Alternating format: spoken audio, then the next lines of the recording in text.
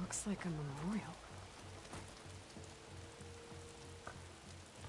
Honoring those who fell in the Battle of the Elite. Lots of brave people defended this place from Hades. Bit busy now, but we'll talk soon. Eyes up here, brother!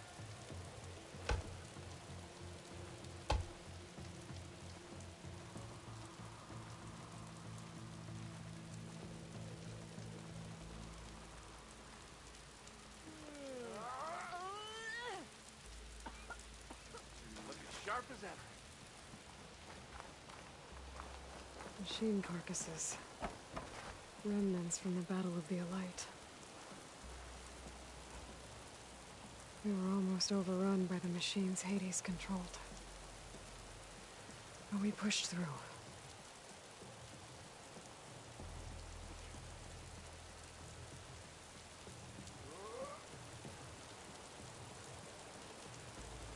Sharp as ever.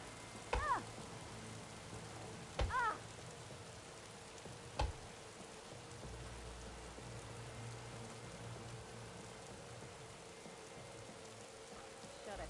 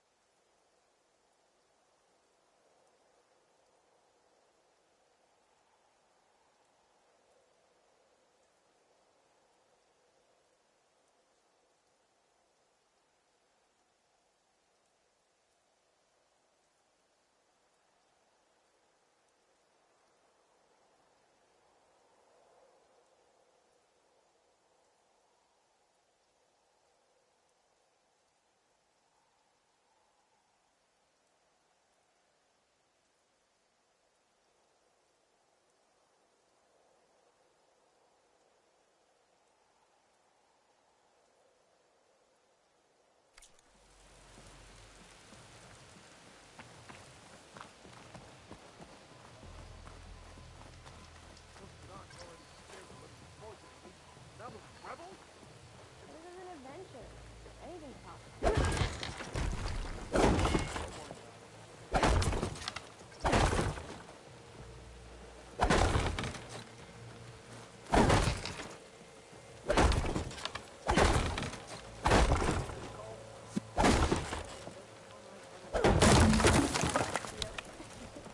I'm having a good time, too.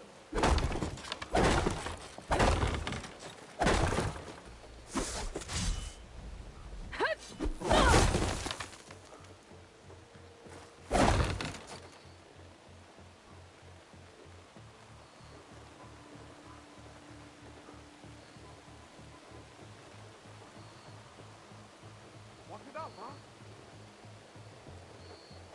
Hope to catch you soon!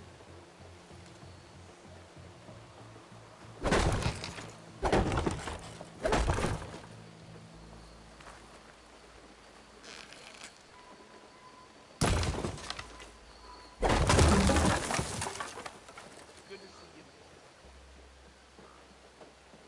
I'll come find you later!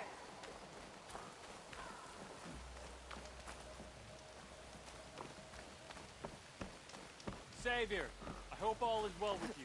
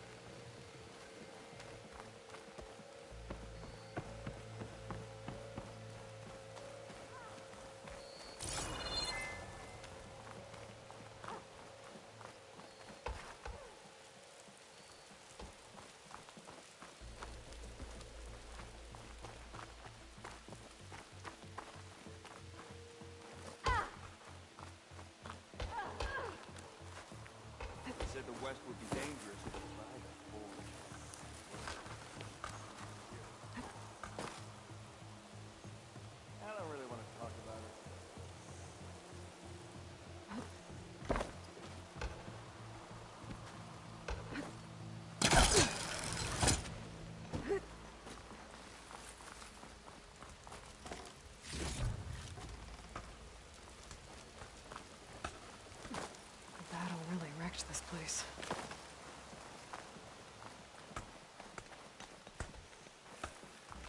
Look it up, huh?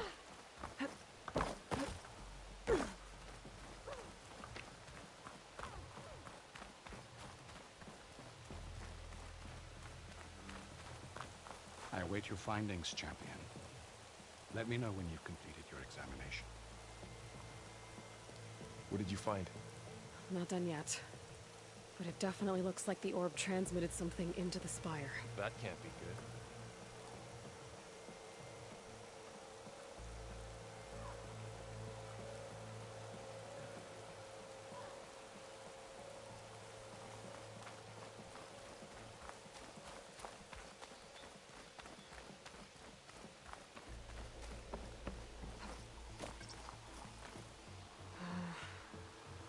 Maybe I can jump to that ledge behind me.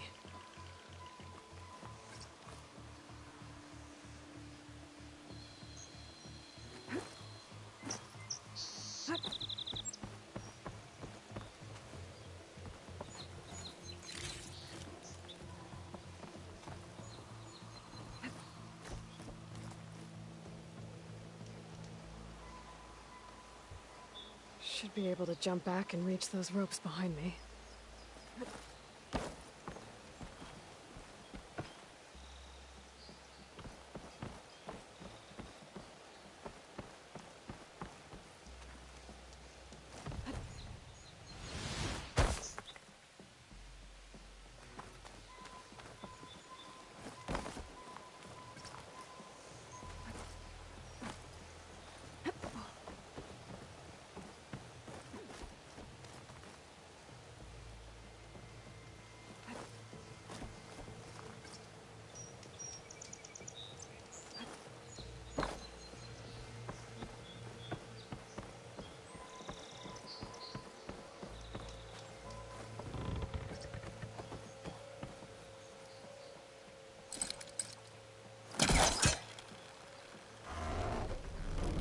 Go.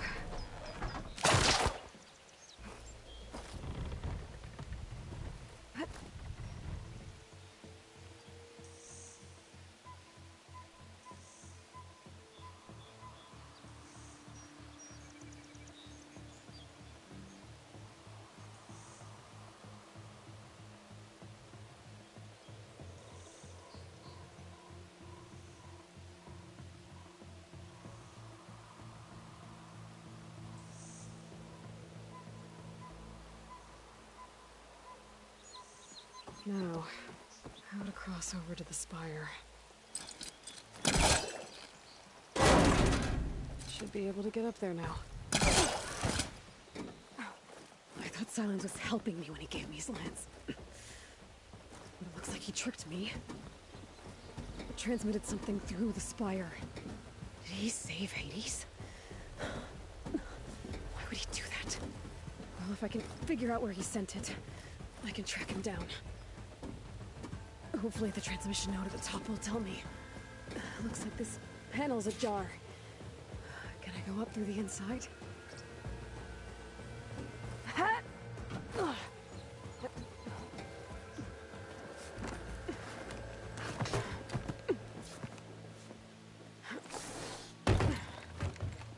An elevator?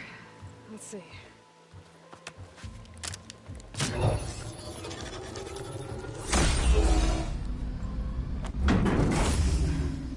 Access lift activated. Lucky day. Engaging maintenance configuration. The whole thing is opening up.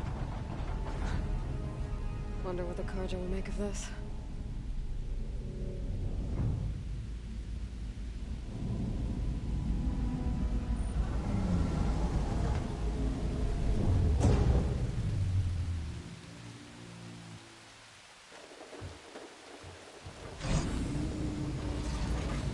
There's the note.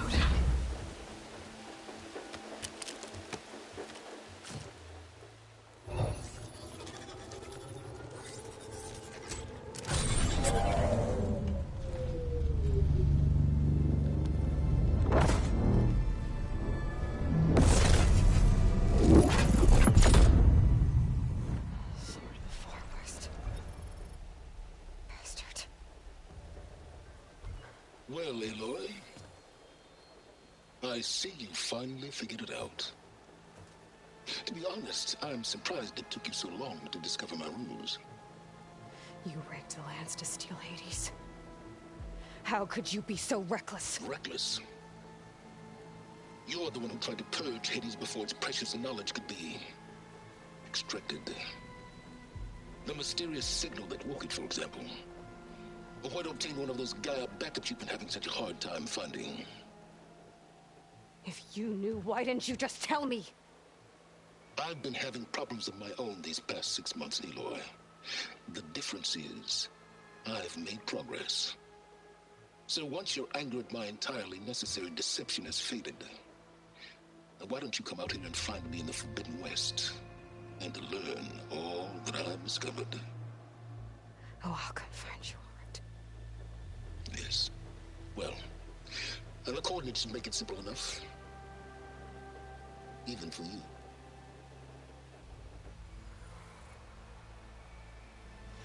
Gah!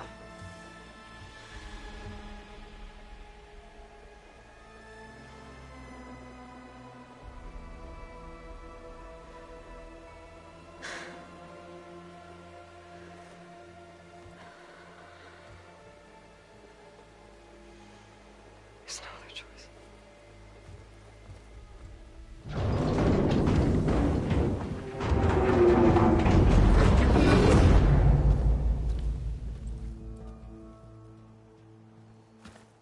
Better let Varl and Murad know what I found.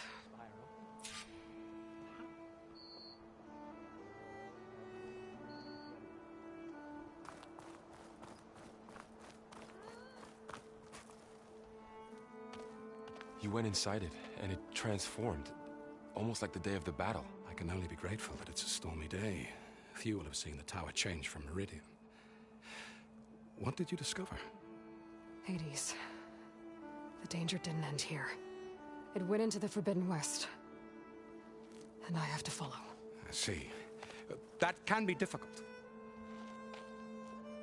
The West is called Forbidden for a reason.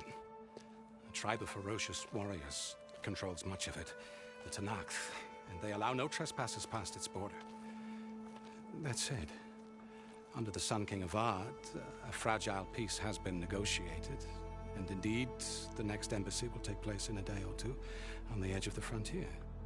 Were you to attend the gathering under his auspices, the Tenakth might grant right of passage, instead of hunting you and attacking on sight. Great, just what I need. More killers. The Sun King.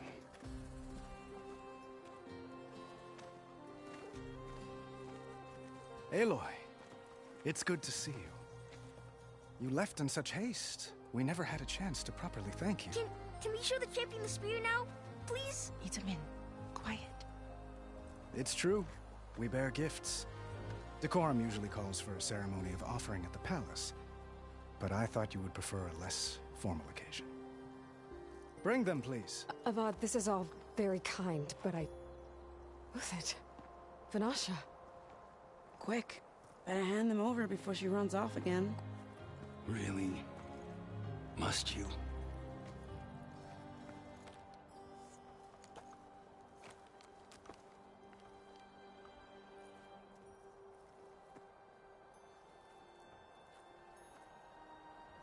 Try it on.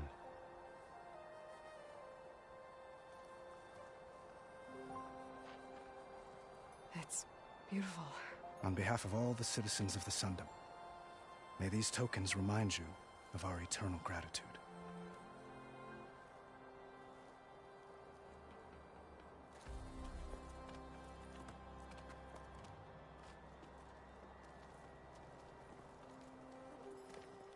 Perhaps you'd like to spend more time with your friends.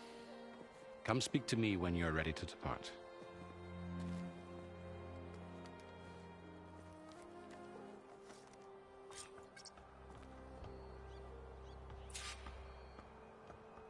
I need to attach the Master Override to my new spear. Should be a workbench around here I can use.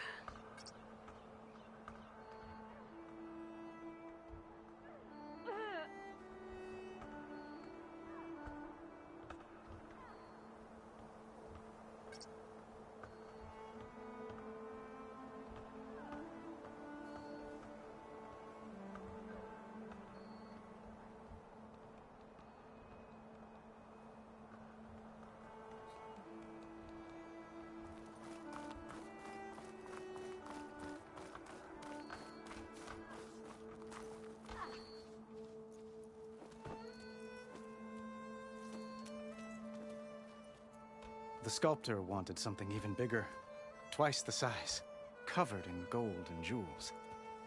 But I was quite certain you wouldn't appreciate that. You were right.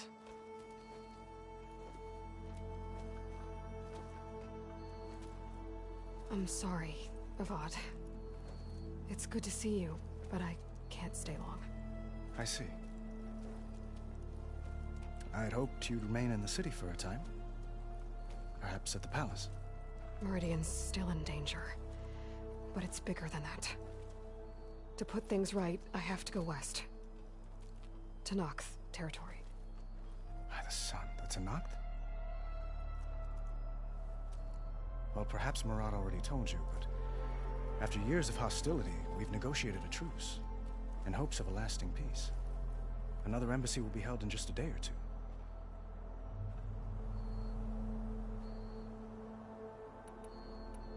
When you say years of hostility, I assume you mean the Red Raids? Ah, yes. My favorite subject. I wouldn't ask if I didn't need to know.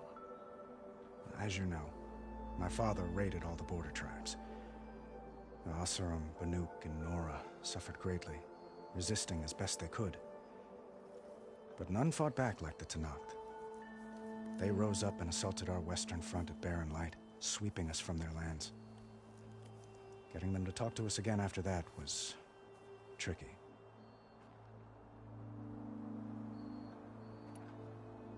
How did you get the Tenakth to talk again after the war? The same way I got you to talk. By giving gifts. The Tenakth like tiaras? More like medals, spices, and relics looted during the fighting. We've met with them on several occasions, and the gifts seem to have eased the tension.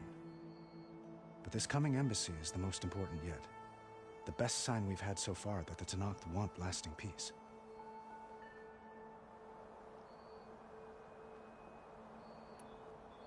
What makes this coming embassy so special? Well, just like today, it is special because of the guest. Our delegation will meet with the Tenakth just outside Barren Light. We'll give them treasure, and they'll return a prisoner. Fashav, one of our finest soldiers. Soldier? Don't you mean raider? No, not in this case. Fashav is my cousin, nothing like Helis and his ilk. He joined the Western expedition with the hopes of reining in certain excesses. But he was captured during a heroic defense of our forward base at Cinnabar Sands, and has been held ever since.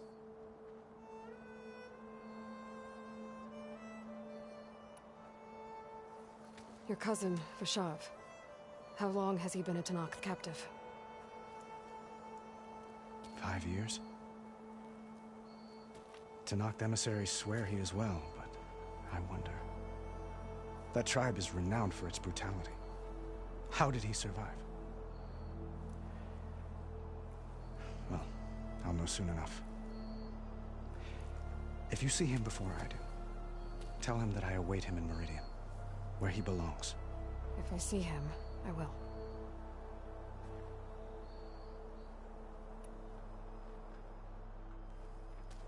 Itamen looks happy. You got him out of Sunfall. Any happiness he has, he owes to you. He's turning into a fine young man, which he'll need to be if he's to inherit the crown. Wouldn't the crown go to a son of yours first? Yes, well, I'd have to get married for that to happen. Murad keeps throwing noble matches at me. But I find I'm always trying to make them into someone they're not. At any rate, I never aspired to the throne, and I don't wish to sit there forever. When Itamen comes of age, I hope to step aside. Free of the crown. I might finally be able to travel the world. Who knows? Perhaps even accompany you on one of your adventures. You make it sound easy.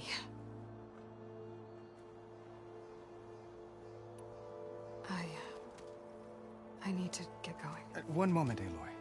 There's something I must ask you. Since you left, I've thought of little else. This isn't really the time. But it has to be. the way you left before, there's no way to know when I'll see you again. I'm not trying to stop you, or hold you back, but I need to know, when your mission is over, will you return to Meridian and stay? Long enough for us to spend time, to get to know each other properly, perhaps.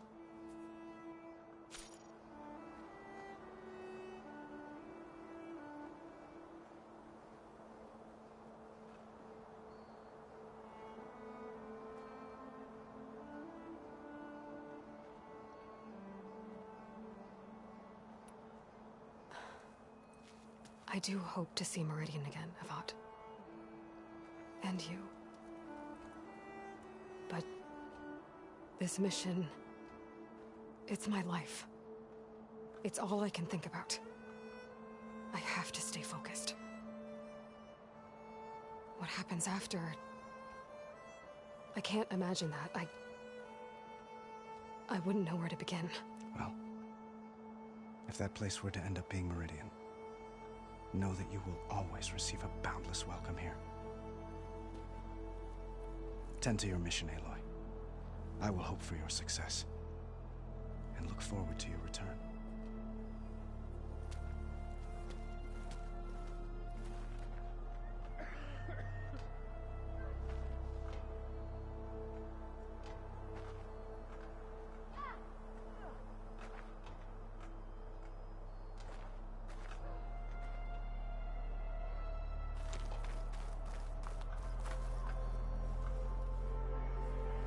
Dowager Queen Masadi. Blessed champion.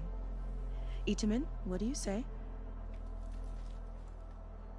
My humblest thanks to you, great champion, for delivering my mother and me from Sunfall, and for defending our holy city against the forces of Shadow. Did I say right? You said it fine, Itamen. And you're welcome. Champion, will you teach me how to shoot like a real machine hunter? Itamen. I have to go on an important mission, Prince. To save the world? Something like that. But when I come back, I could give you a few tips. It would be an honor. We owe you our lives, champion, and we will not forget. May the sun light your way. Watch out for Thunderjaws, champion!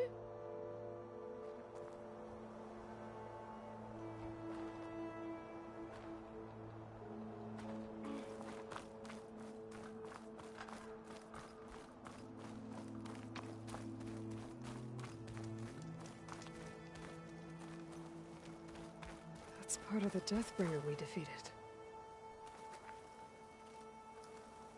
This machine was the last line of defense for Hades.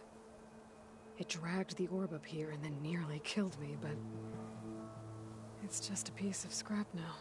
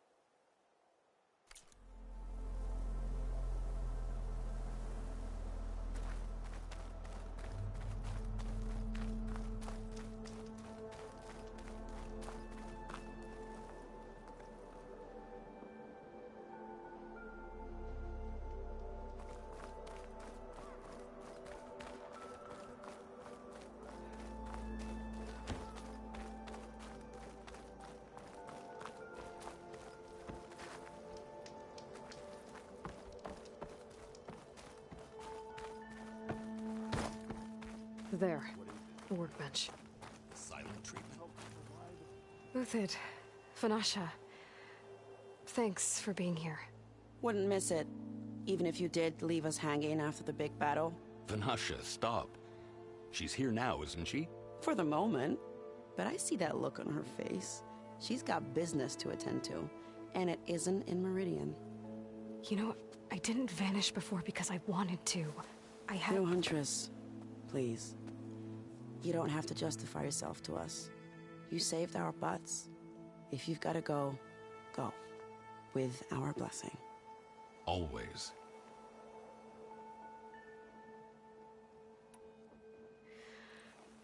You both look like you're doing well. Mr. Shiny Pants here is now the Sun King's senior military advisor. That means people actually have to listen to him talk? May the sun bless their sorry souls. At least I say something of substance every once in a while. What was that? I just fell asleep while you were talking. And how about you, Vanasha? I've been looking after Nasadi and Edaman. 2 parts bodyguard, 1 part... Bad influence. Huh. I was gonna say nanny, but I like your version better.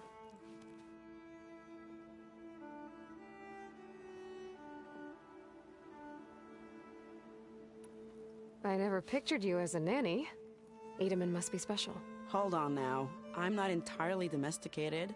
Nasadi was the Mad Sun King's wife. She has enemies. I've had to foil a plot or 2. Right. You can try to hide it, but inside, you're as soft as a silk pillow. Oh, you have no idea. Huh? Oh dear. We were talking about Edaman? Yeah. Okay, I admit it. Edaman's cute. He's fun. And he looks up to me. I like him.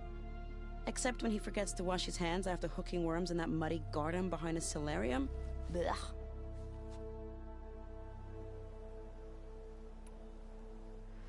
It's been months since I was in Sunfall. What's become of the Shadow Karja? After you wiped out the Eclipse, there were hardly any priests or officers left to terrorize the little people. Avad offered amnesty to all who were forced to serve the Shadow. So the commoners cleaned out the Citadel and handed it back to him. The Sundom was unified. Avad wanted Uthid to take command of the garrison there, but Captain Cudley here refused. Rumor has it that he wanted to stay close to me here in Meridian. That's nonsense, of course.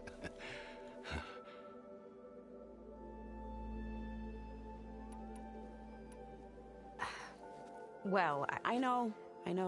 You're out. Go! Away with you. Always an honor, champion. Always a pleasure. But please, little Huntress, come back someday and tell us about your adventures. If I can't get in trouble, at least I can hear about yours. Looking sharp as ever. Yeah, got work to do.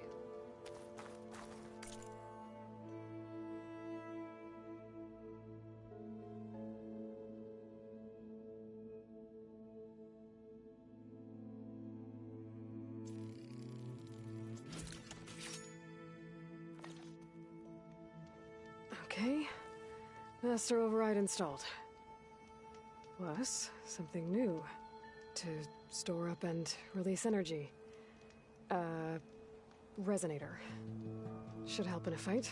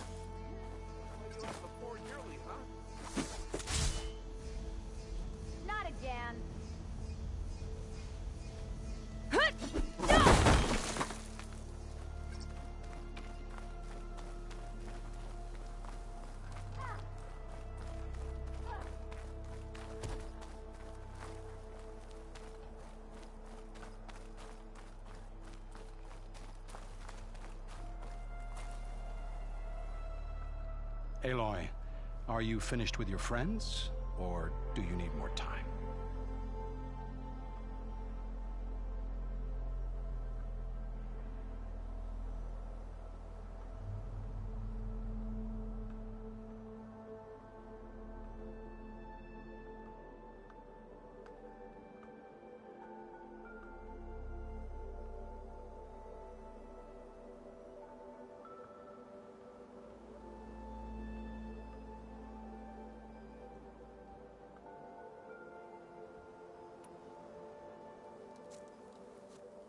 I better get going. And if I'm headed west, it sounds like I'll need rite of passage from the Tenakth, as you said. Where exactly is this embassy going to be held? Past the Daunt, the canyon that marks the western border of the Sundom. You'll find the fortress of Barren Light at its farthest edge. The embassy will take place just beyond its gates. It's a long march, a fortnight on foot. A couple of days hard riding should get us there. Actually, it might be better to rest here tonight. Head out in the morning. Of course. I'll arrange it.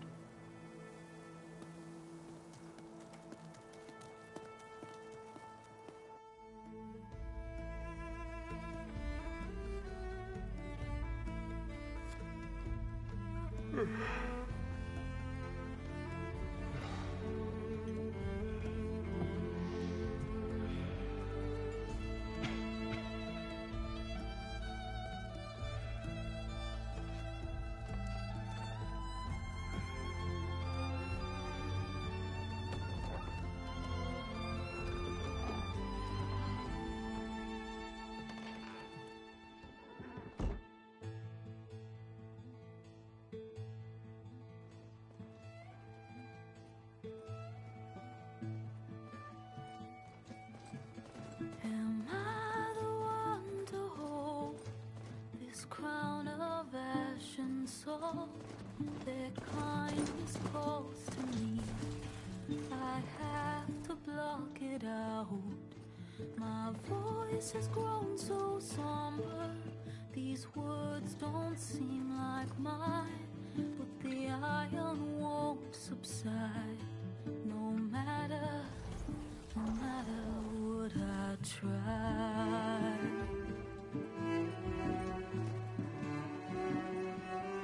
Am I raindrops in the flood?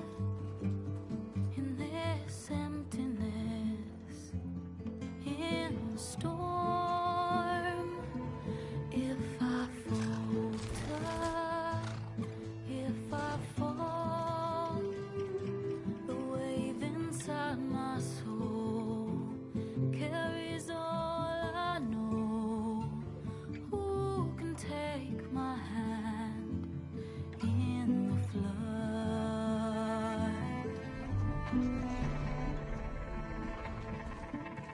A voice calls me forth through darkness unknown.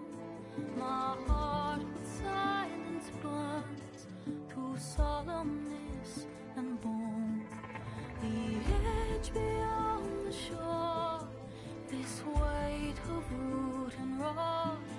I long to reach the other, to find the path we lost.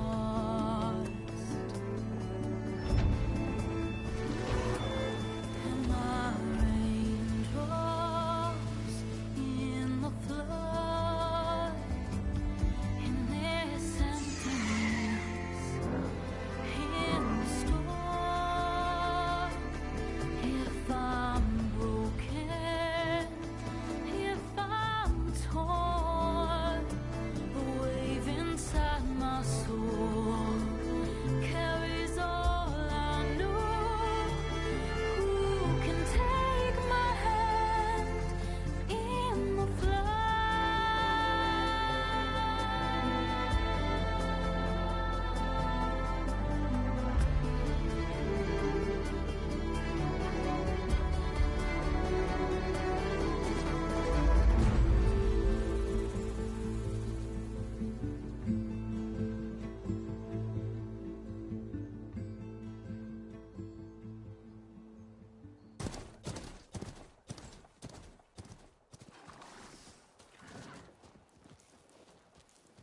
Sparks to steel. Never seen anyone use one of those to get around. Is that how I get to Barren Light? Yes, I mean usually, but not today. Not yet. And why is that? Well, the Daunt. The whole valley. It's infested with machines.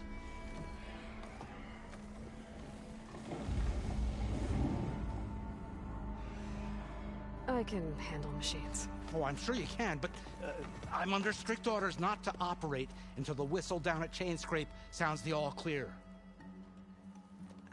Look, I didn't come all this way just to stand around and wait.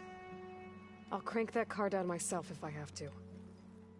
Well, but then who would crank it back up? Fine, fine.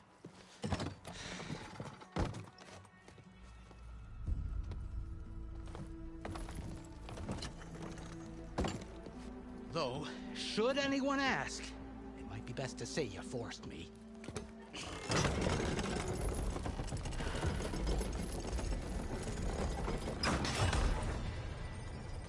I see smoke, but not a lot of activity.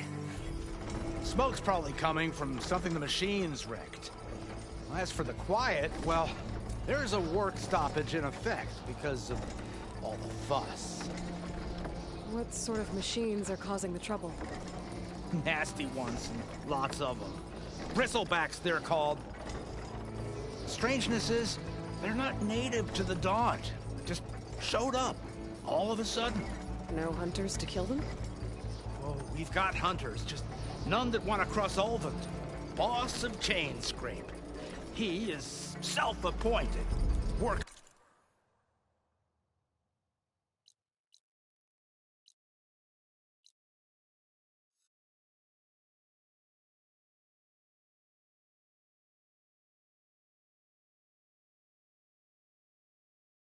Stop. It was his idea. Yeah, well, I'm just passing through. Got an embassy to attend. You should have said. That ain't gonna happen no time soon. What are you talking about? Hear that? That's your answer. Who is that? Carja Sun Priest. Cranked him down yesterday, about an hour before the machine trouble started. He's a very important man, or so he says. That embassy at Barren Light, he's the one supposed to run it. Ah! Great.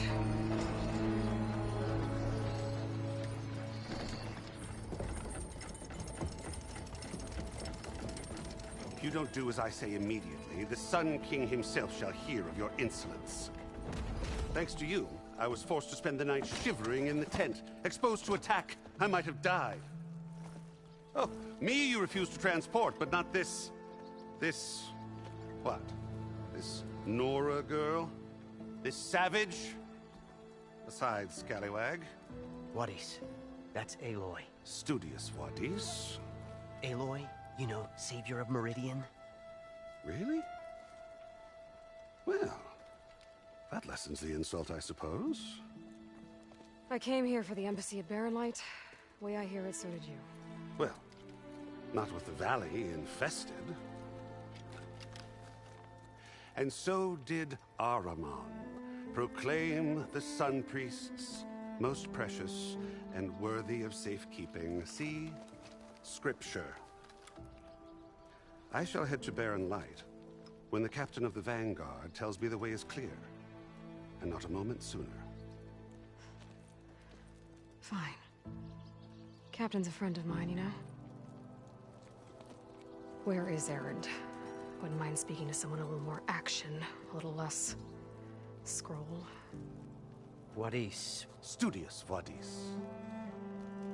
Studious Wadis sent Erend and another Vanguard out at daybreak to clear the way. And so at daybreak... Hey! Shh.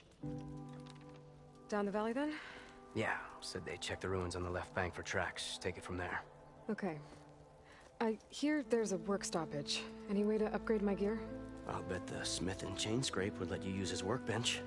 As for the bristlebacks, You might want to craft some acid arrows. Hitting their canisters with those will take them down quick. Thanks. I'll find Erend and I'll bring him back. Hey! Where do you think you're going? What? To the top of the ridge. To wait in safety. Sorry. Operator's under strict orders. No passengers till the whistle blows, right? That's right. Best start cranking. Why? Why? Jorf, would you kindly escort Studious to Chainscrape and wait for me there? You got it. I will find Erend, and I will help clear a path. But after that, no more excuses. Barren Light. Embassy. If such be the will of the sun. It will be. Trust me.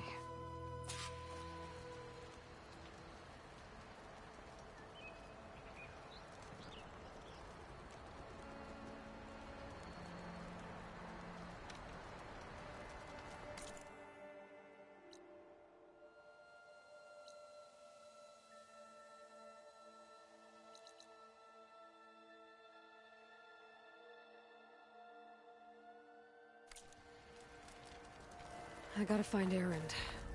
But it might be good to hit Chainscrape first and upgrade my bow.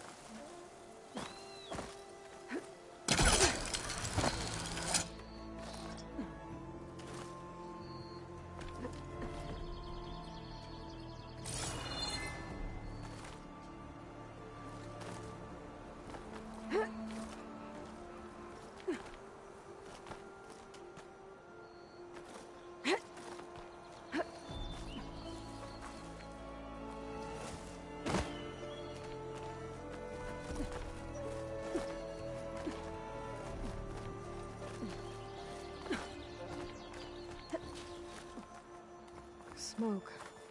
I wonder where it's coming from.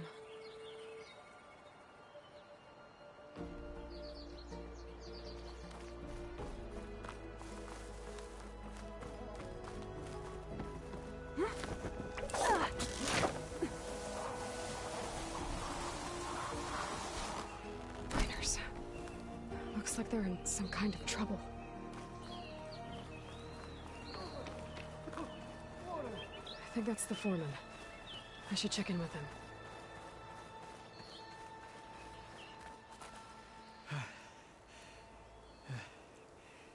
You good? I'm okay. Thank you, Corvin. Corvin? Not now. Easy. What happened? Explosion in the mine. Water flooded the whole place. Some of my guys are still... They're still down there. I can't stop. You've done enough.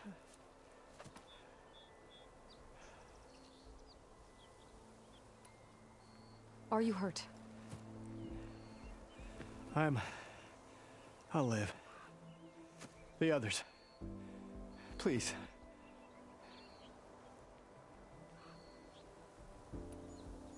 I need to know exactly what happened. We used controlled blast to open up new veins in the mountain. One of them must have gone wrong. I can't... I have to go.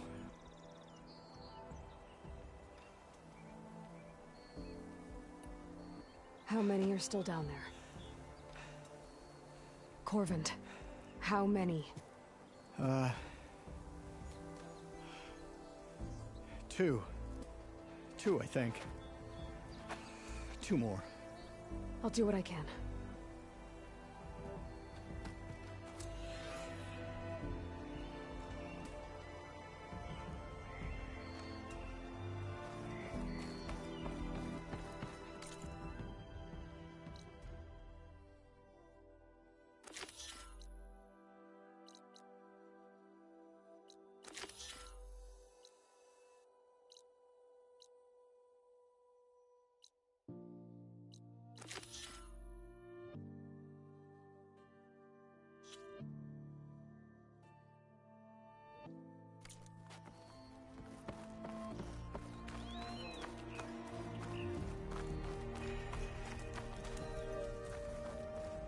Gotta find those two miners, quick.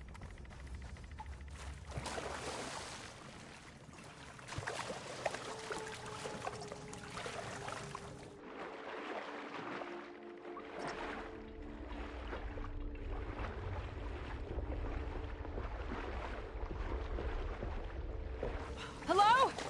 Can anyone hear me?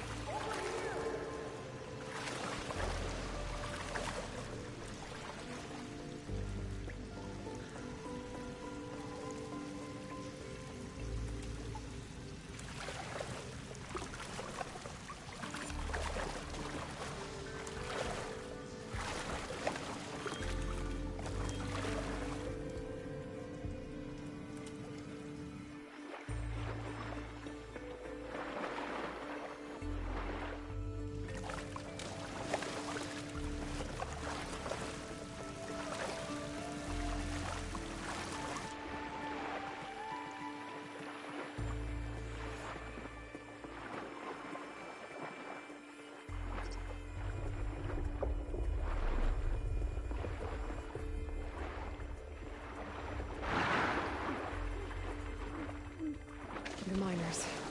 One of them doesn't look too good.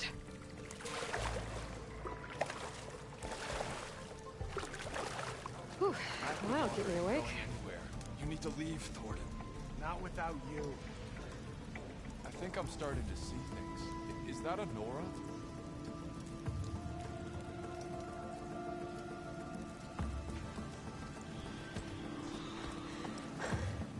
Are you okay? Who are you? Corvin sent me. Are you hurt? My leg. I was a little too close to the blast. What happened? We were blasting in the farthest tunnel, but the scaffolding didn't hold. It collapsed. I think it blocked the drainage shaft. Water started flooding the place as quick as I drink ale. I barely managed to drag us here. So something's keeping the water inside the tunnels. What are you thinking? I've got an idea. Are there more explosives? Are you crazy? Yeah, she'll still be some up top, but you'll need these fuses. Are you crazy? You can't move, and I'm not leaving you. It's not like she can make things worse. Don't go anywhere.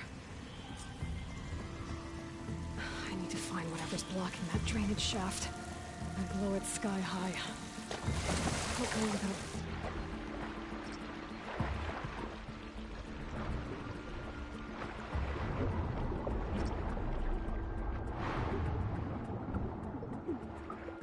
Almost there.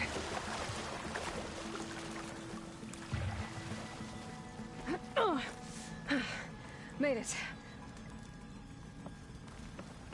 There's the debris blocking the shaft. If I can reach those explosives up on that track, maybe I can blast through the blockage.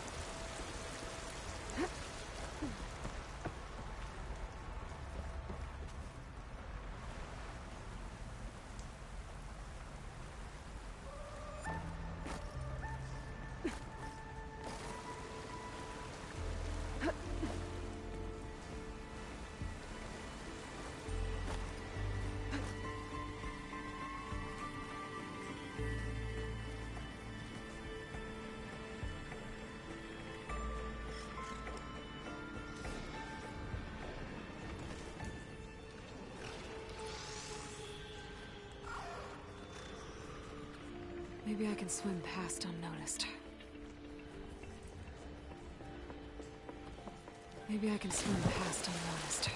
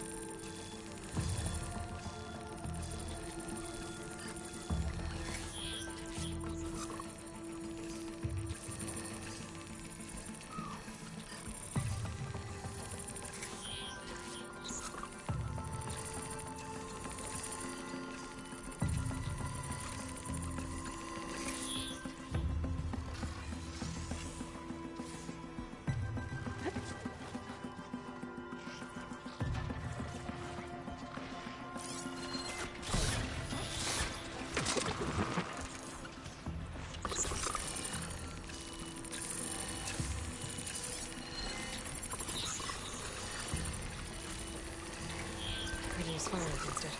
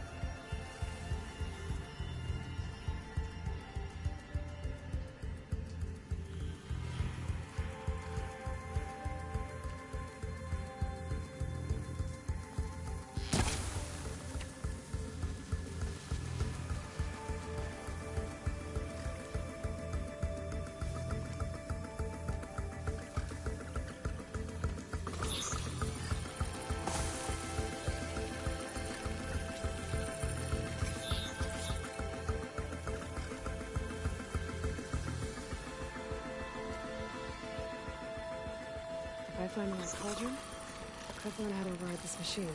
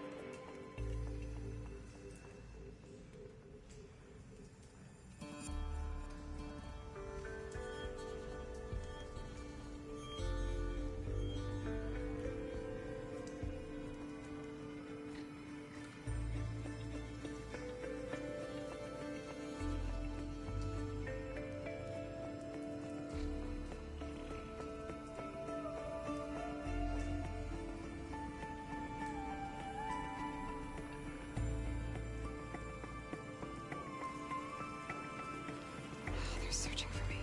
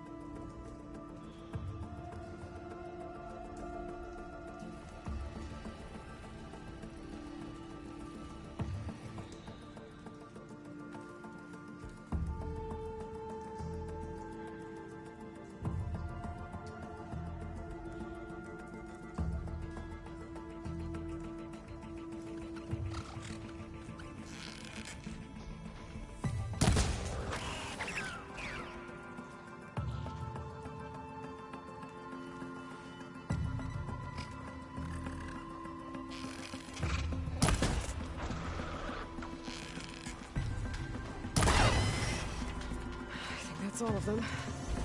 Now to find a way out of this room.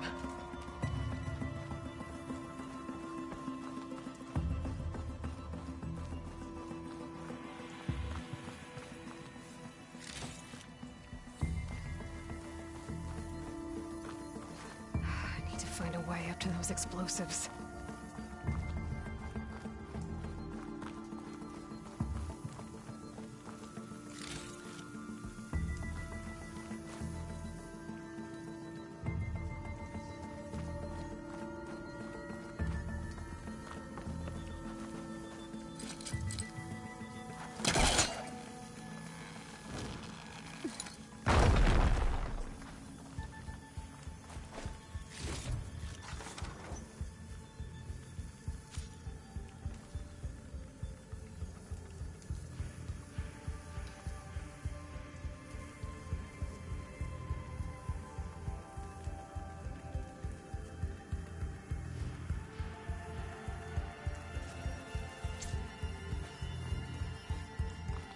I should follow those tracks.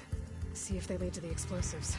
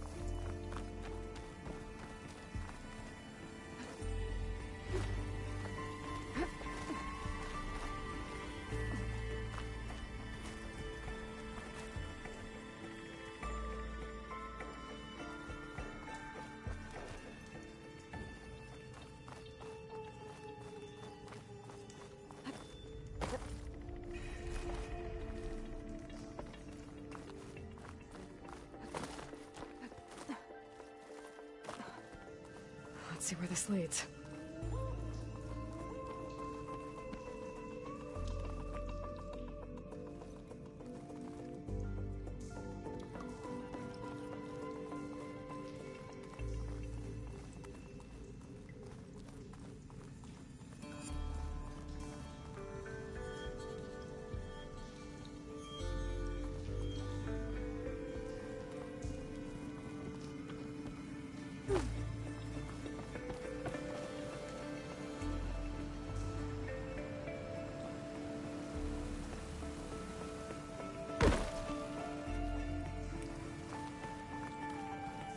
There's the explosives, up on the track.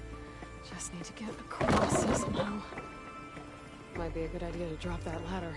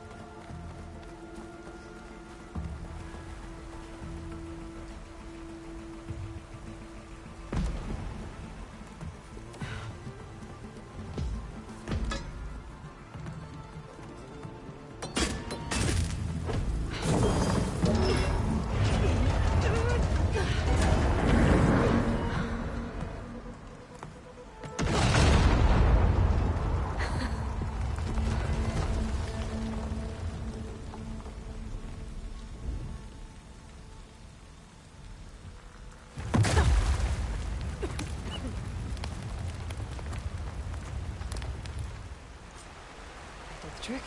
Ah, guess that got its attention.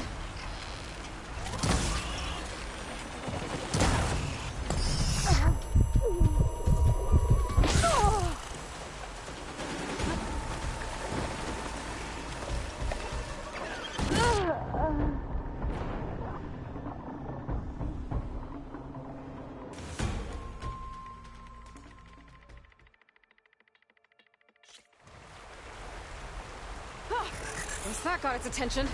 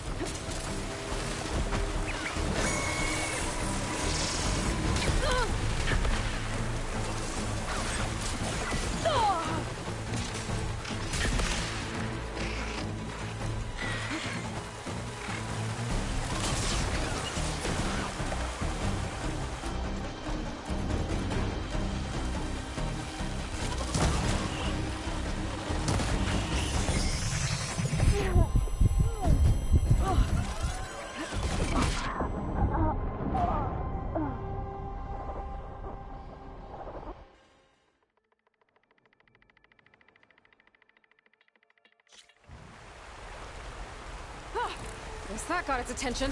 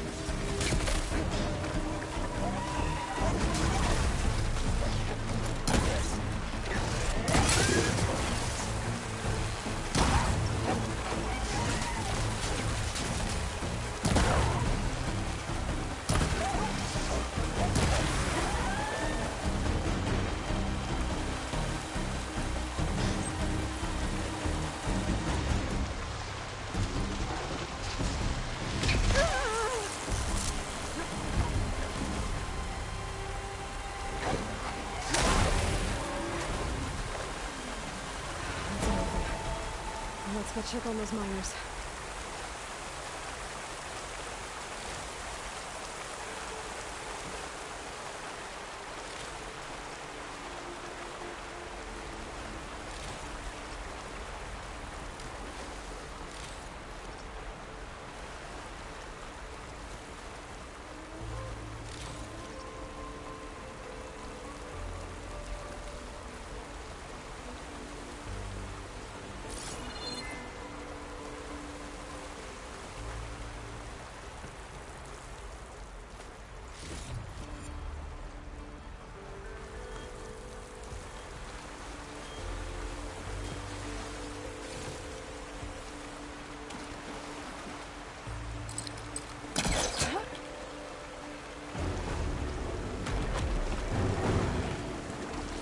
Bring it back.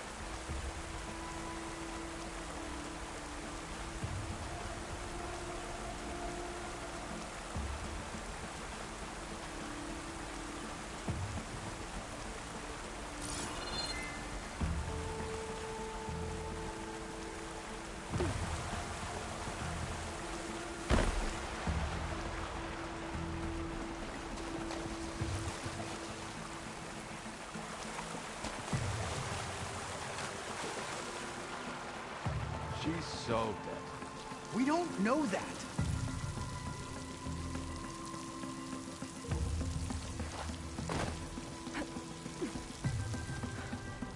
Looks like everyone's okay.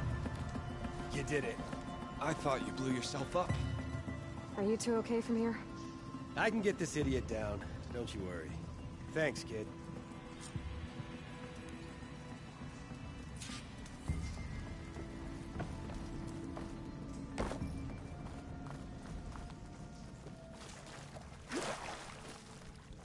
Better let Corvin know his men are all right.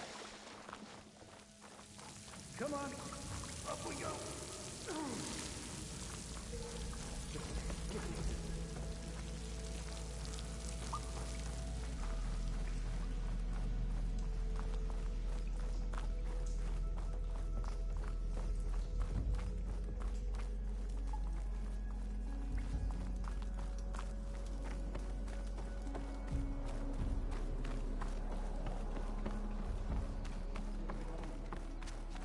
I found the two you mentioned. They're safe, but could probably use a hand. Is that everyone? It is. I dread to think what would have happened if you hadn't shown up. I knew we were blasting too much, but the man who staked the claim here, Ulvund, he kept pushing and pushing me. I tried to shield my crew from his constant demands every damn day. I should have been stronger. You were there for your crew when they needed you. That counts for something. Ulvund can threaten me all he wants. I am not letting my people back into those mines. Will you be all right? Yes. I can take it from here. You are owed, Huntress. Ulvund's name keeps coming up, and it's never good. Sooner or later, someone's gonna have to deal with him.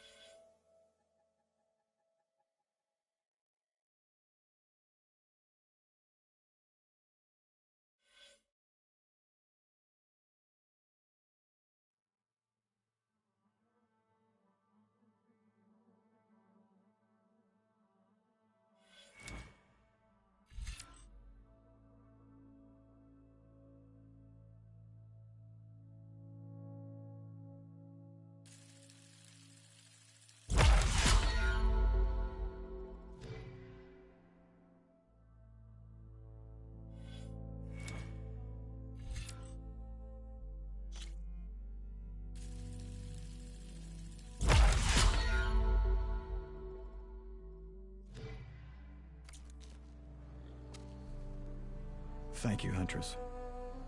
I'll see the last two make it out.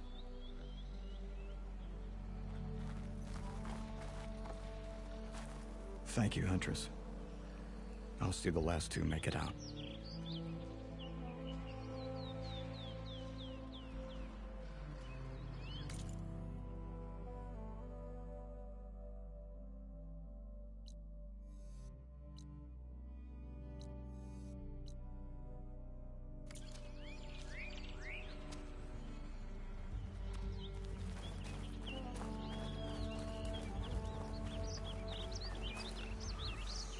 I'll fill up while I can.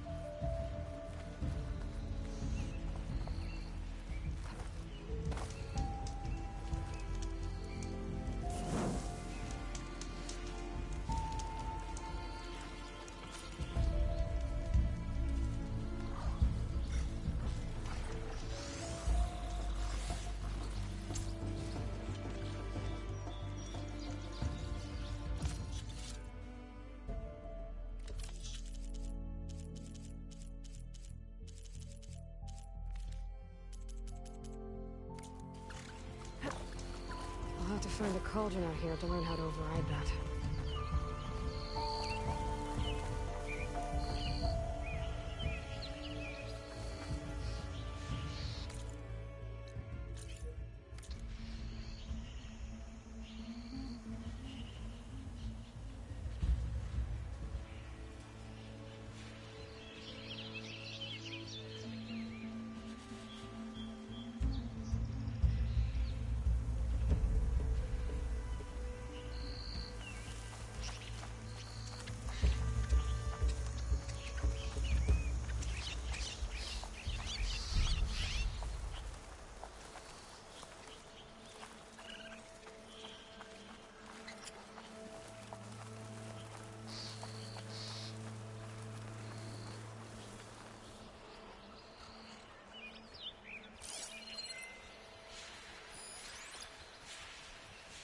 Do I have any fire ammo on me?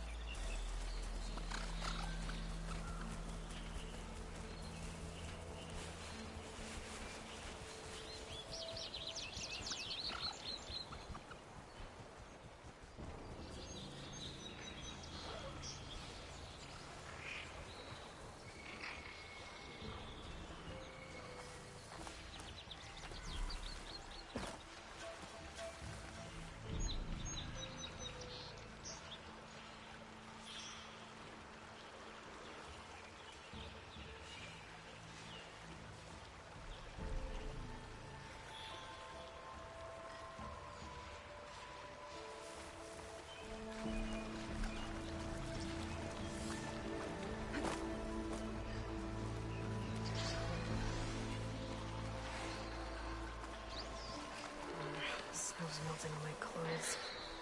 Great.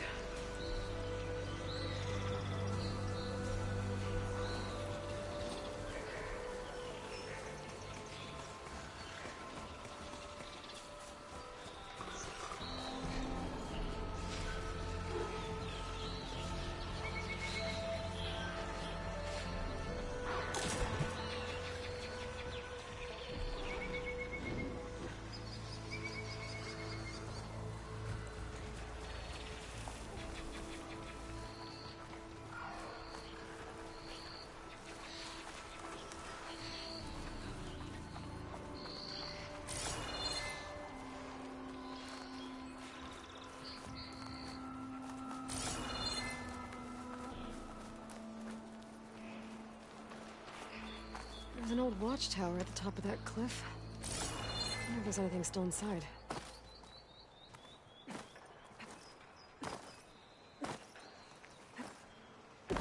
Looks like the path out broke a long time ago. I'm gonna have to climb.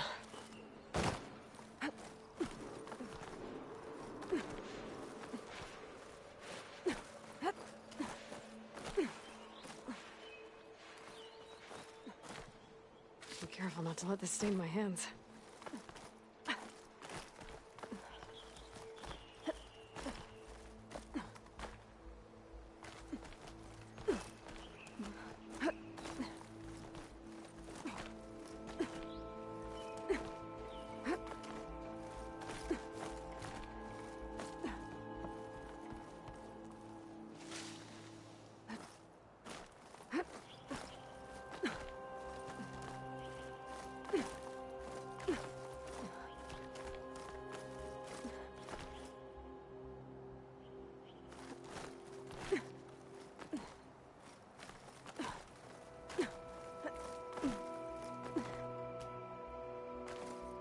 There we go.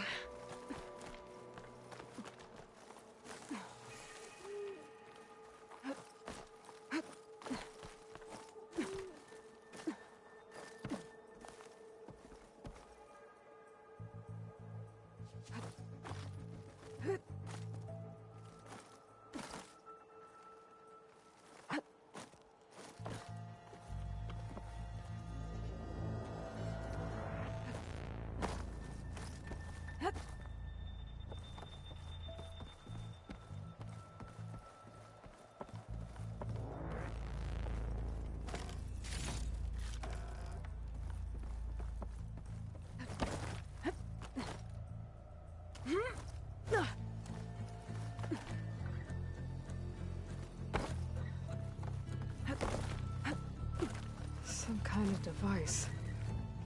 The metal reflects the sun. To send a signal?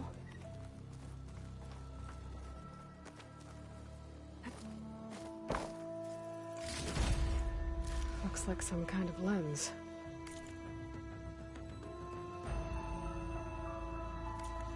Guess I'll keep it for later.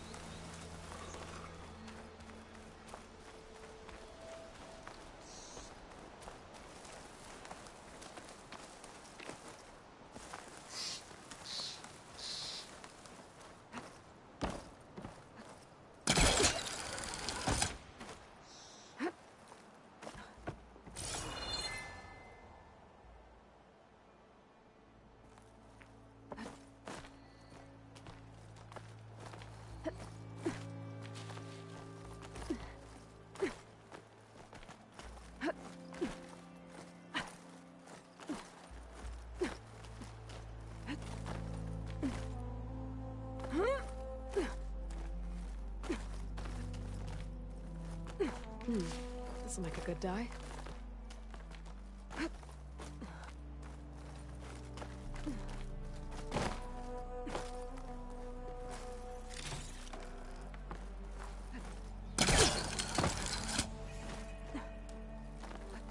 This place has seen better days.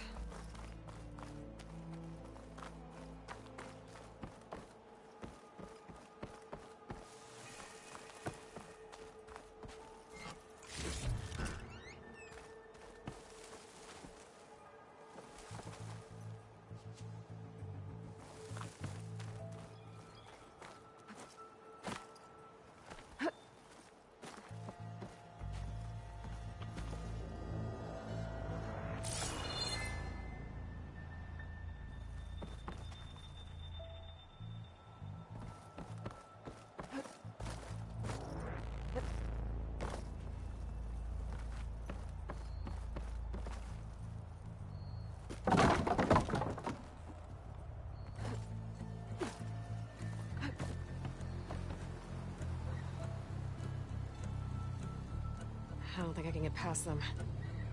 Guess I should leave it for now.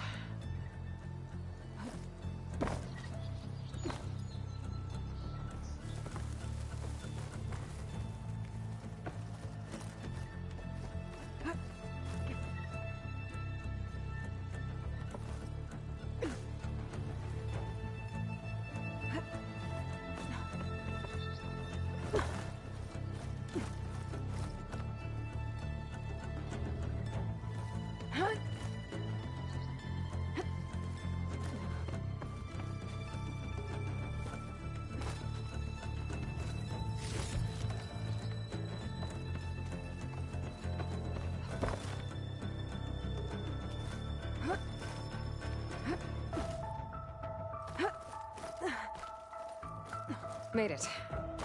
And there's another one of those devices.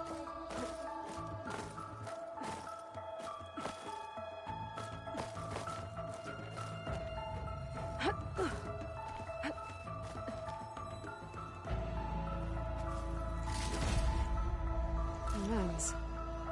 Guess I'll figure out what to do with it later.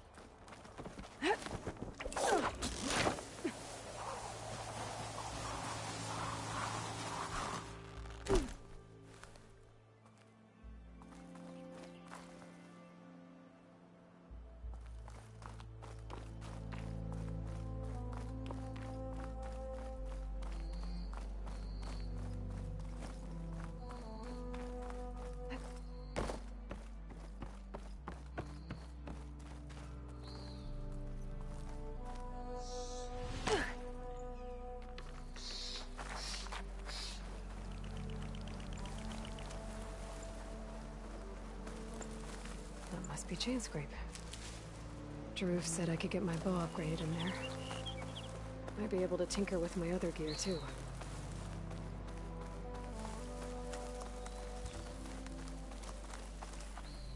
I'll put these in my pack.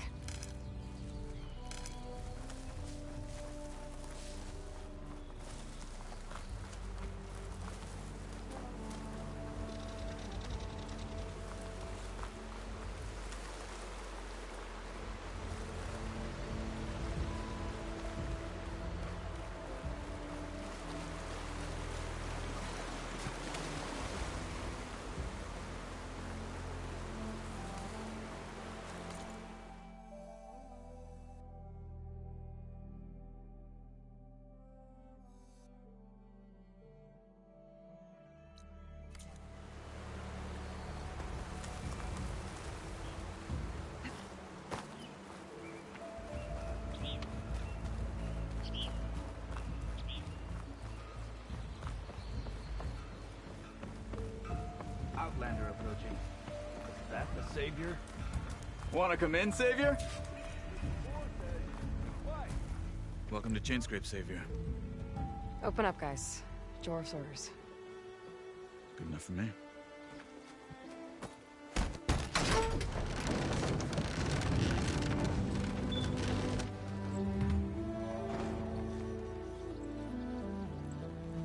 By the Forge. Petra? Aloy, what are you doing here? About time there was something worth looking at in this dump. It's nice to see you too. And not a moment too soon. Come on.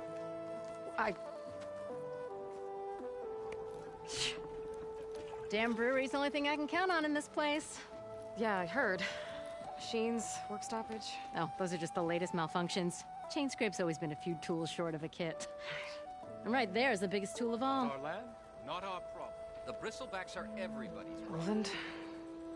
You've heard of him. Yeah. But he's a story best told over a cold beer. Petra. I'm just passing through. I'm headed west. Oh. There's an embassy at Barren Light I need to make happen, and then I keep moving. Ah, of course. Bigger gears to grind. Well, Flamehair, good to see you. You've got to move on. Petra. But if you want a cold beer and a few laughs with an old friend, come find me at the brewery. Your choice.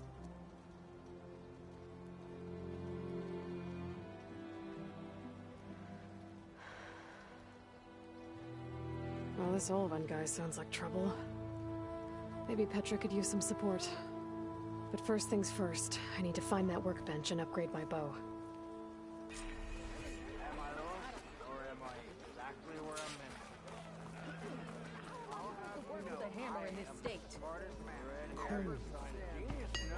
Till oven blows.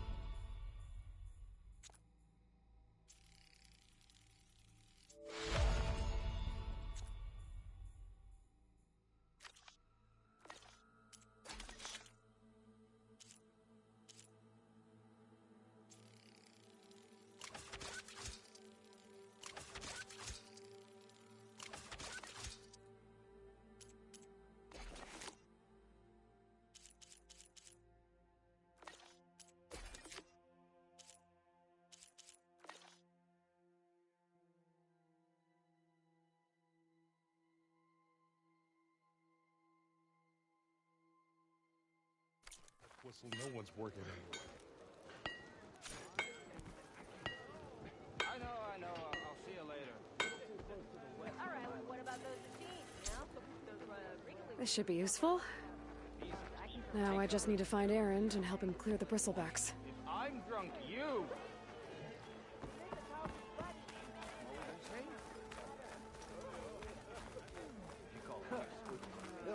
Ignoring me again?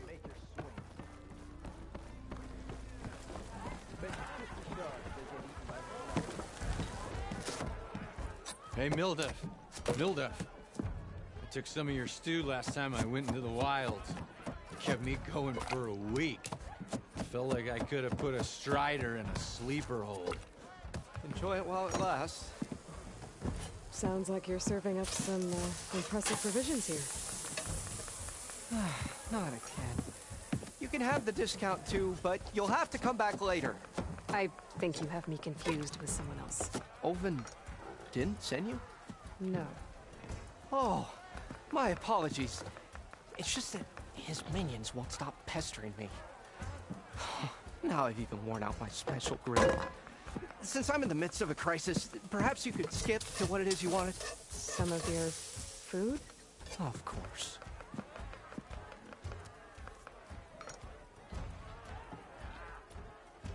Are Ulvin's people causing you problems? Oh, yeah. They constantly demand my best, but the equipment I need to make my signature dishes isn't built for batch cooking. And don't get me started on the Ulvin discount they feel so entitled to. And if you refuse? I make meals, not trouble.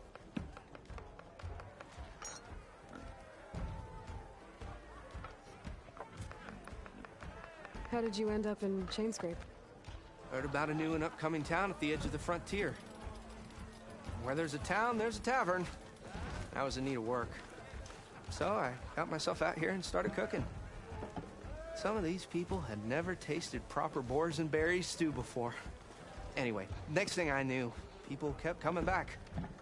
Guess they liked my food. Or the ale.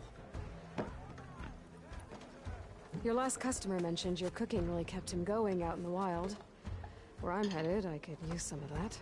I would be happy to oblige, especially since you have the decency to ask pleasantly. But my special groove griddle is no more.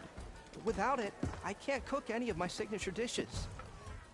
I hate to think what'll happen when I'm forced to refuse Ulvin or his goons. Even if I already had the right ingredients, there's nothing I can do. Unless you can source me a temporary replacement? What do you need? For the ingredients, a few pieces of decent wild meat, and I'd say a big handful of bitter leaf stems. That'll do. As for the griddle, a corrugated metal panel might suffice until I can have a new one forged. You'd likely find one in a scrounger pile if you follow the river to the northeast. Don't worry, I'll clean it first. You'll have no issue finding boars and bitter leaf on your way. Assuming you're as much a hunter-gatherer as your clothing suggests. Thanks, Mildef. I'll keep an eye out. So that's what gratitude sounds like. And don't let anyone push you around, okay? If you say so.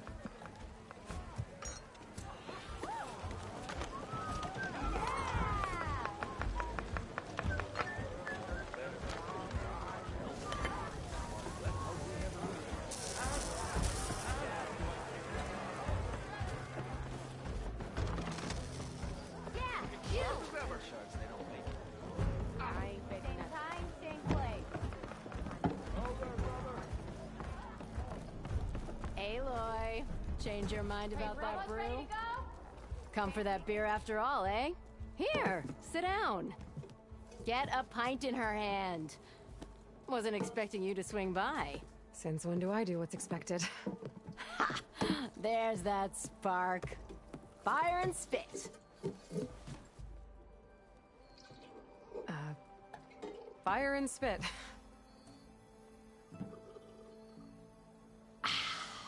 That's a blast from the bellows.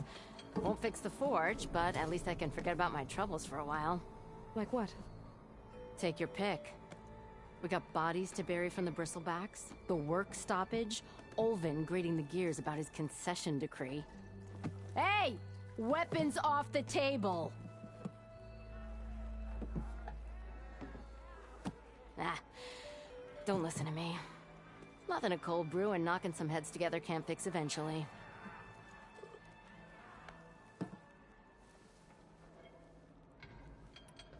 So the bristlebacks in the Daunt.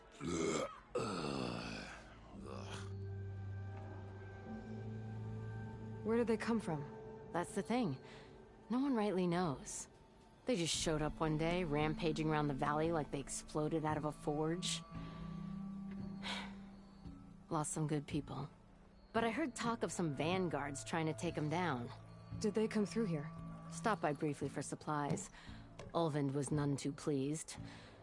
Won't be able to crank it to his advantage once the bristlebacks are gone. But how could bristlebacks and the Daunt help Ulvin? 2 words. Concession decree. Since no one knows where the Bristlebacks came from, Olvind has taken to blaming the Karja for them. He's hoping to dig up enough old resentments to get a strike going until the concession's signed. This is just his latest attempt. He's been trying to rile up the workers since the day he rolled into town. And people actually believe him? Lots of folks suffered at the hands of the Mad King during the Red Raids. Give him half a reason, they'll blame the Karja for anything. Damn Karja slavers. I thought you'd be back in Freeheap. Well, after the big battle at Meridian, I went back. But realized it was running smooth. Didn't need me. Heard about the rebuilding out at Barren Light. Figured they could use another hammer. Been scraping by ever since.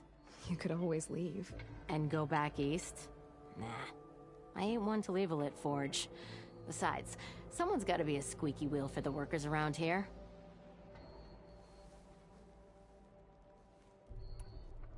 So about Olvind. Around here, everything's about Olvind. How'd he end up in charge? He got here early, like a squirrel smelling a fat nut. He knew rebuilding Barren Light would need stone and timber. So he jangled purses all over Mainspring, getting investors to front claims on anything in the Daunt that might be worth a damn.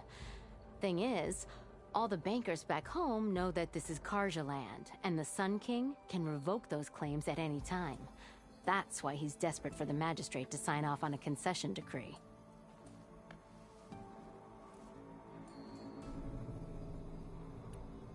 This concession decree, what is it exactly? And how would it help Olvind? It's pig diddle, that's what. A writ that would put all Osram claims in the Daunt under Osram law, even though they're on Karja land. It would mean that any existing ore, stone, and timber claims couldn't be revoked by the Karja. No more risk, no more hesitation for investors back in the claim to pour in the shards and expand their business. And since Olvind has a stake in all those claims, it would make him richer than a scrapper in a junk heap. Not to mention Chainscrape would become an Osram municipality, so he could buy enough votes to call himself an Elderman. He's a sly old badger, I'll give him that. Figures if he keeps up the pressure, eventually the magistrate will sign.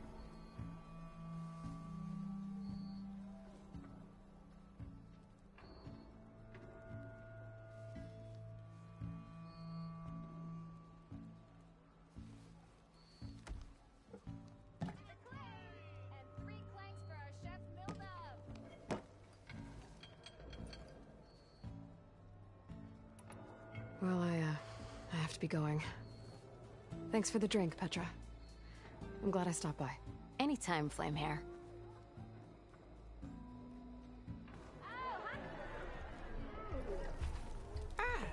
Come to revel in some strike, sister? Let me set the board. I was just passing by. First timer, huh? Don't worry about it. I'll go easy on you. You got any pieces? No. Well, aren't you in luck then? I got an extra set, a Tanakh original straight out of the Forbidden West. Sit. I'll run you through it in a hot spark. I'll give you something special if you win it on my boards, too.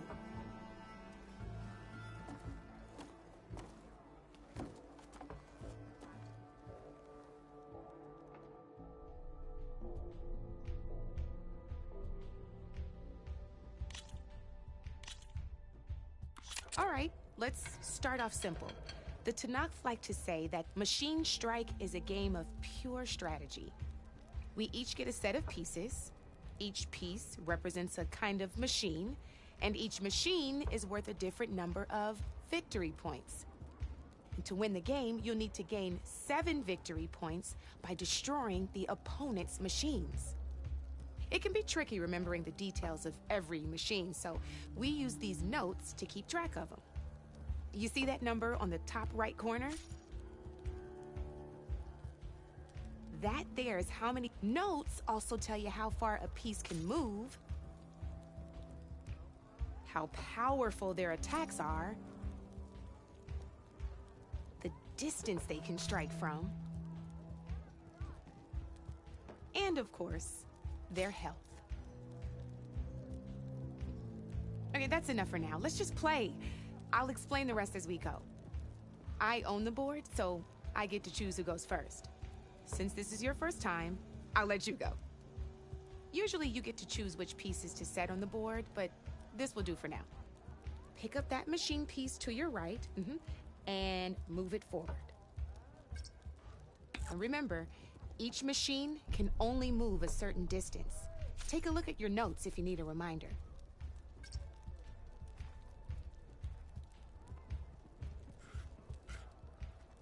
Easy enough, huh?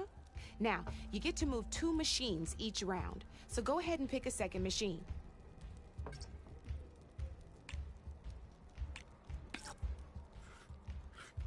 Gotta move that machine forward. Perfect. There's not much else to do for now, so just end your turn. We're forging onwards. Let me move my pieces here. And we're back to you. This time, why don't you try attacking one of my pieces?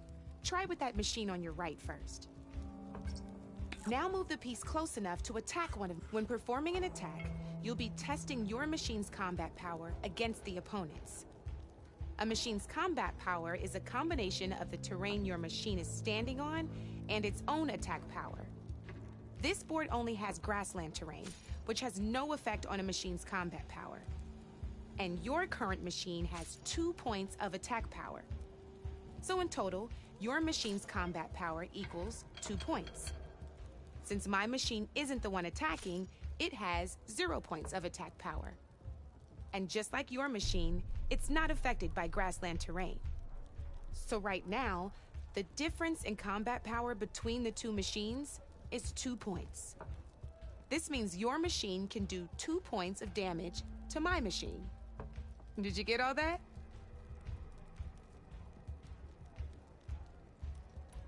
Knew you were a smart one. Finish up by attacking my machine. Not pulling any punches, huh? Now grab that second machine of yours. See how your machine can't move close enough to attack mine?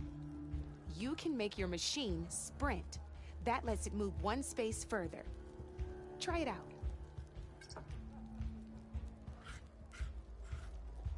Downside to sprinting is that your machine can no longer attack. Now, some players like to take a risk and overcharge their machine in cases like this. Overcharging lets you attack after a sprint, but it will damage your machine's health by 2 points. So use at your own discretion. Let's try doing that now so you can see what I mean.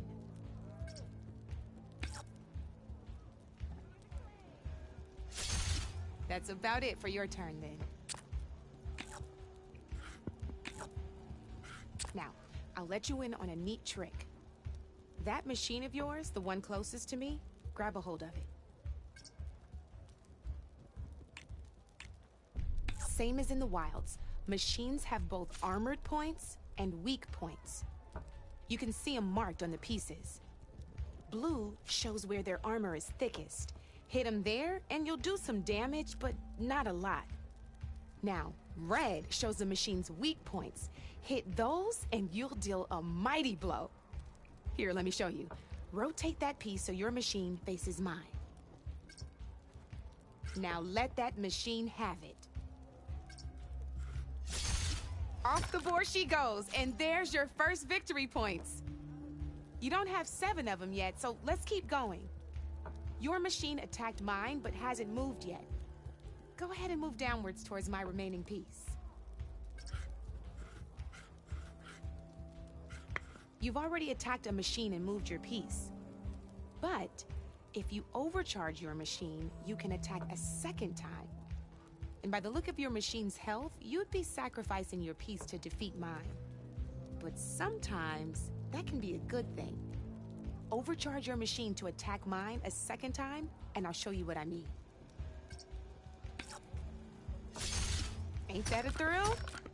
Now, because your machine was knocked out at the same time as mine, we both get the victory points our machines are worth. Good news is, since you're the one attacking, you're gonna receive your victory points before I do.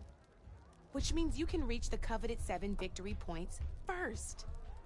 That's why sometimes losing a piece can be the best way to end a game in your favor. Now, you'll notice you didn't get quite up to 7 victory points this time, but you did destroy all my pieces. That means you're the winner! That wasn't so hard, was it? Just remember to always check for the best terrain to attack from. You'd be surprised the advantage you can gain over an opponent like that. I know it saved my behind in a game or two. I'll try and remember that. Oh, before I forget, these are all my spare pieces. I want the Savior of Meridian to have them. It's a small set to be sure, but it should be enough to get you in on any strike games you find out there. You might even fancy looking out for them strike carvers. They've got all kinds of unique pieces that can turn a game in your favor, though they'll need the right materials to craft you one. Or you might find them in the wilds if you're lucky. You know, I've lost my fair share of pieces after a night of machine hunting or brew hopping. No need to thank me. Always a pleasure to help out new strike players. Now, if you feel like playing a real game, I've got plenty of other boards. I could even teach you a few more tricks if you're up for it. Thanks. I'll think about it.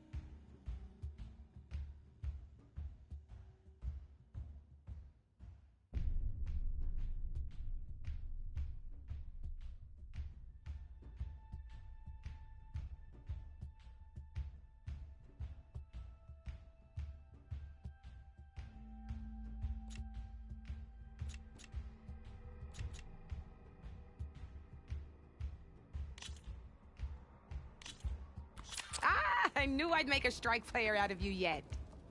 How about this time I tell you how to use a board's terrain to your advantage?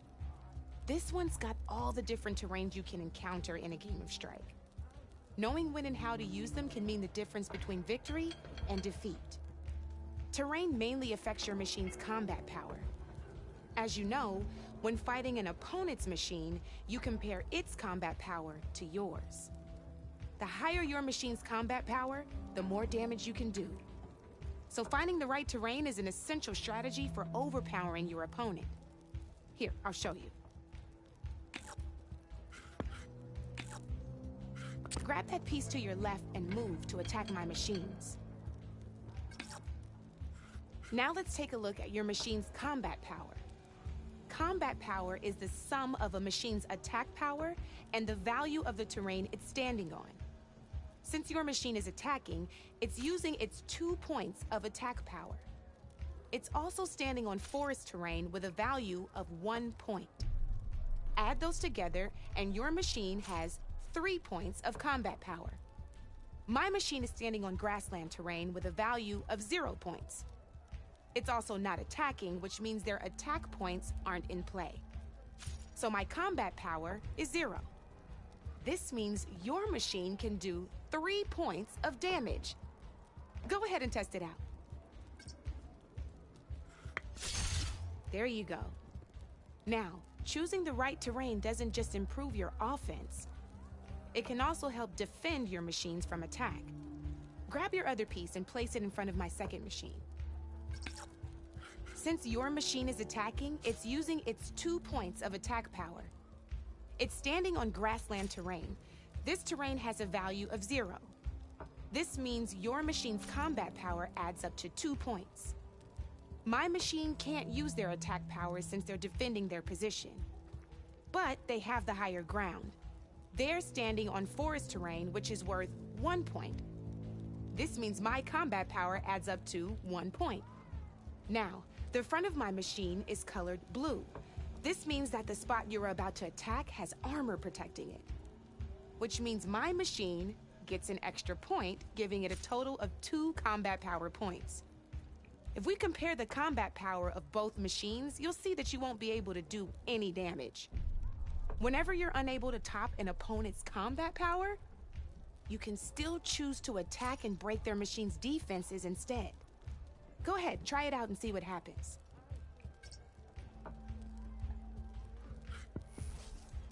Ha, see? When you break a machine's defenses, you can knock it backwards. Sure, both our machines will receive 1 point of damage, but knocking my machine off that terrain makes it more vulnerable to attacks. Not only that, if my machine had been blocked from moving backwards, it would have received an extra point of damage. And if my machine had been blocked by another one of my pieces, that machine would have received damage as well. That's why breaking a machine's defenses is a great way to deal damage to several pieces at once. Useful, right? Okay, now go ahead and end your turn. There's still one more thing I want to show you. All right, as we've seen, the higher the terrain, the more it'll add to your machine's combat power. However, there are 2 other terrains that work a little differently. This is what we call a chasm. Only flying machines can be placed on those. But it'll take away 2 combat points if you do, so be wary. This is marsh terrain. Landing on it will take away 1 combat power point from most machines. It'll also keep your machine from moving for the rest of the turn. Here, let me show you. Grab that machine on your left.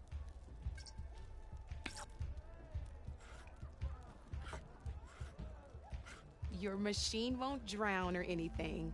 Move it to marsh terrain. See? All you can do now is wait for your next turn to move again. Or you can overcharge your machine to get out of there. You can still attack any nearby enemies so you're not completely helpless. Well, I think that's enough yammering from me for now. Promise it'll all come in handy next time you play.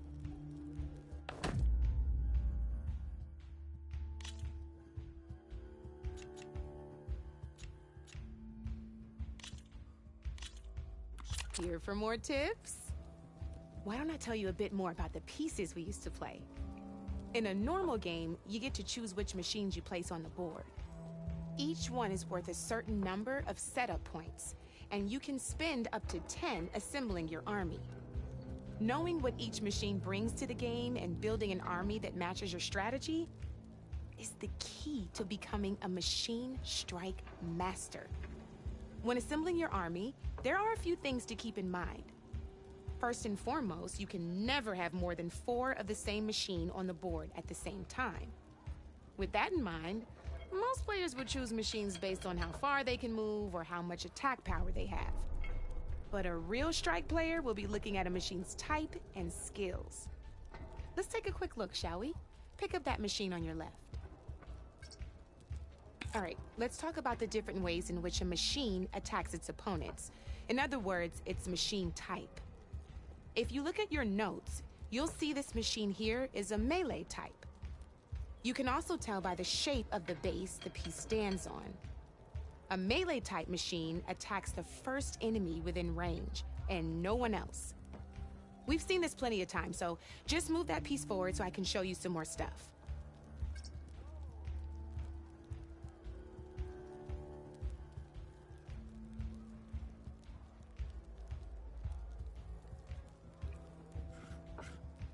Great, now grab your other machine. Looks like we've got ourselves a gunner-type machine here. This means they'll only hit the farthest enemy in their attack range. Let's move that machine forward and end your turn so we can take a look at the rest of the pieces. Let's go with this piece first. This is a ram-type machine. Attack an enemy with it, and it'll push the piece backwards. Like this. See, now my machine has taken over your machine's spot on the board. This is a great way to take the advantage away from your opponent if they have the higher ground. Looks like we have one more piece to look at. Now this is a beauty of a piece, a dash-type machine. When it attacks, it'll move to the end of its attack range and damage every machine in its path, including your own. So make sure you take a good look at the board before you send it off to the races. You should also make sure it's able to finish its attack on an empty spot. Otherwise, you won't be able to attack at all. Here, I'll show you.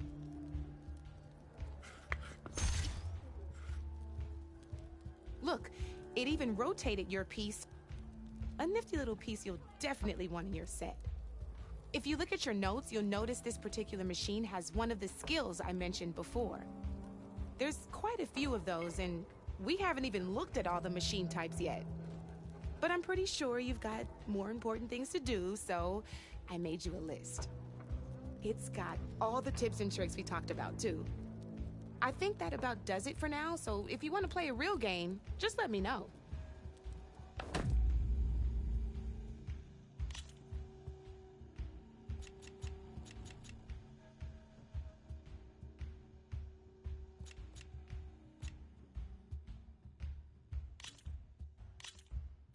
Here we go.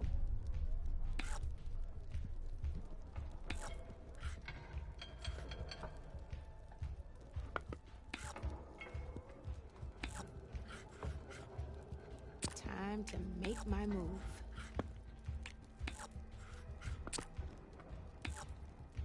Your turn.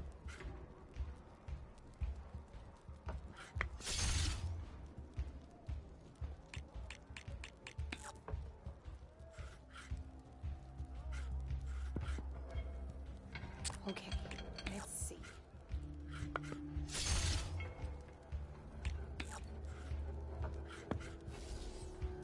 One less piece on the board.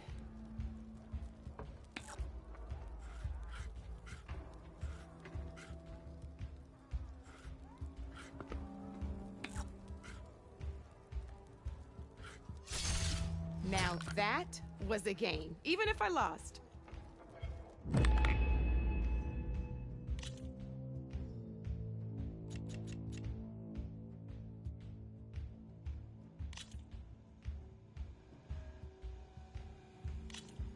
Let's play.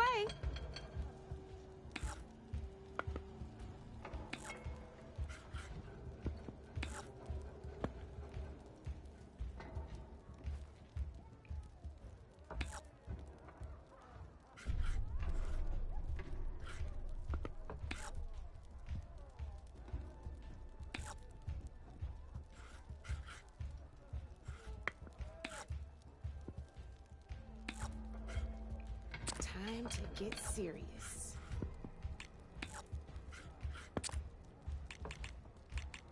Your move, Red.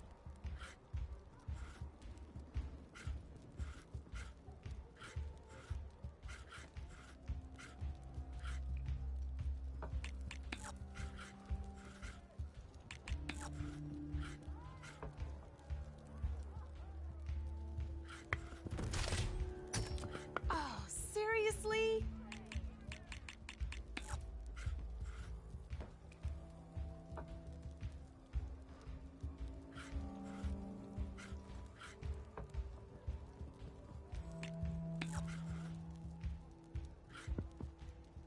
My turn.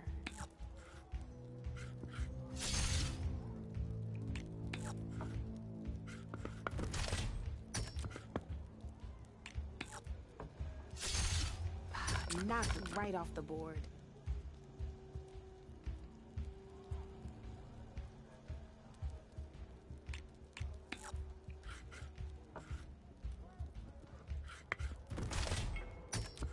That was a surprise.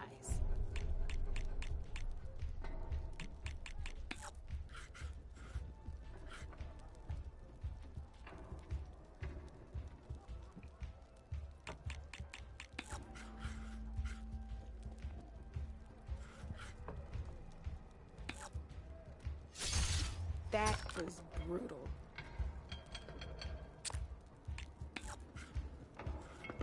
I'm up.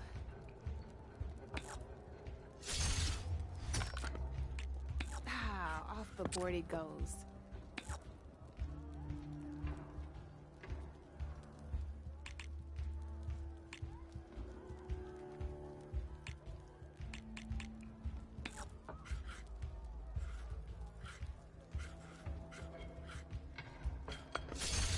Just one piece left. That sure dampens the forge.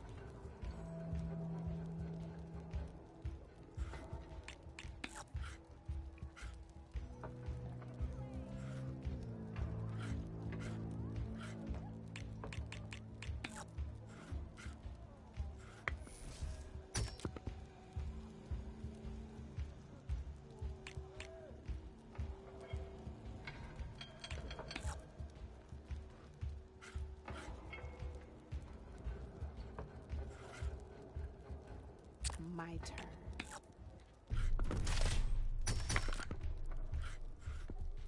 Well, that's done now.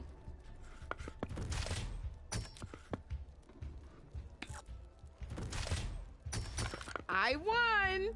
Oh, but I'll play you again if you want. Let's do this!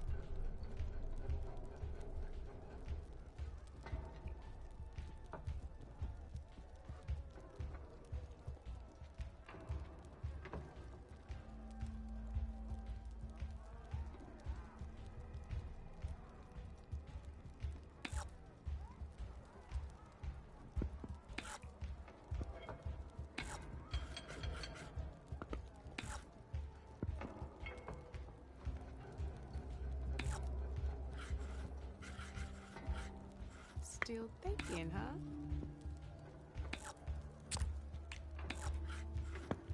Time to get serious.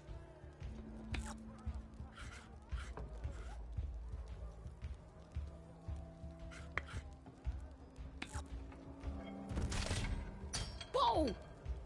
Got me good.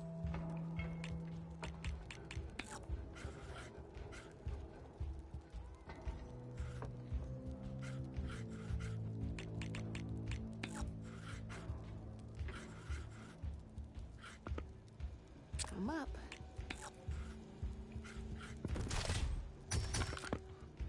Well, that's done now.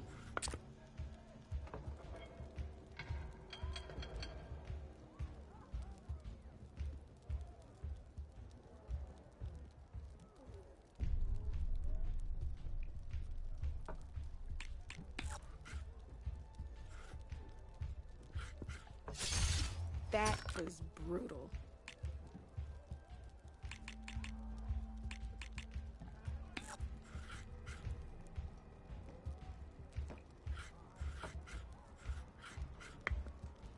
Time to make my move.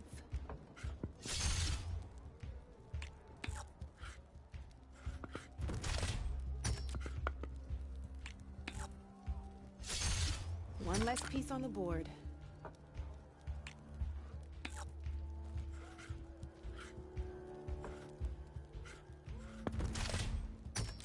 Hey! I like that piece where it was.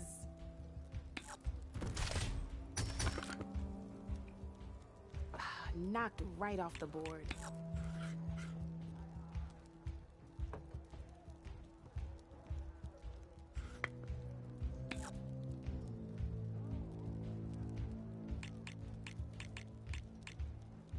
Okay, let's see.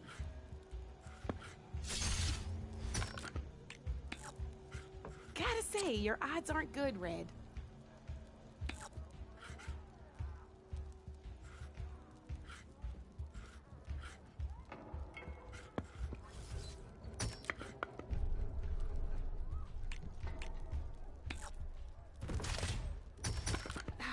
Off the board it goes.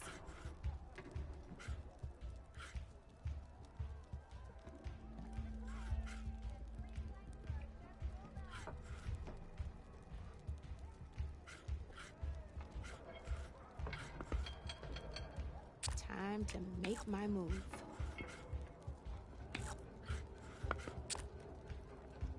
That's it for me.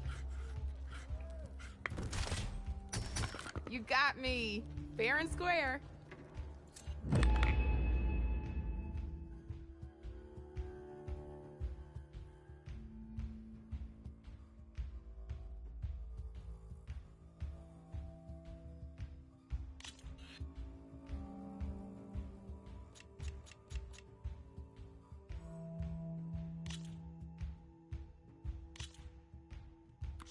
This is gonna be fun.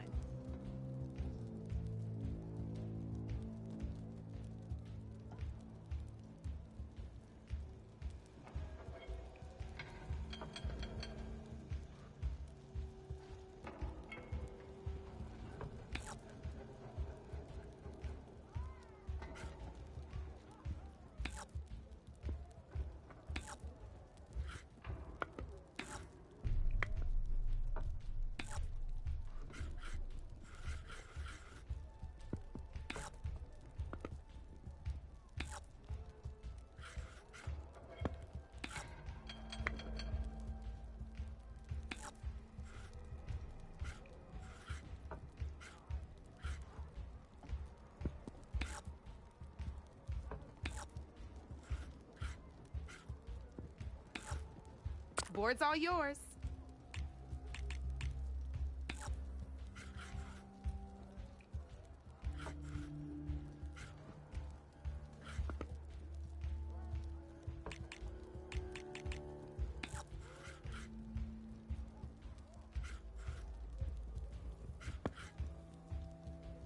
My turn.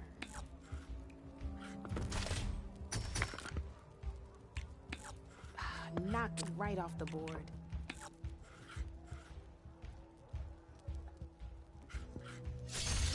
Guess I shouldn't have left that weak spot open, huh?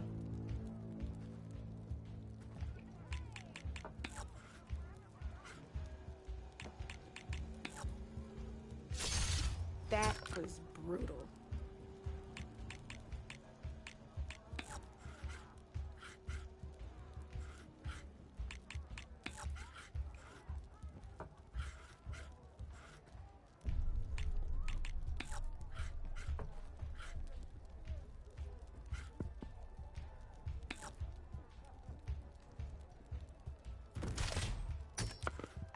I was hoping you wouldn't do that.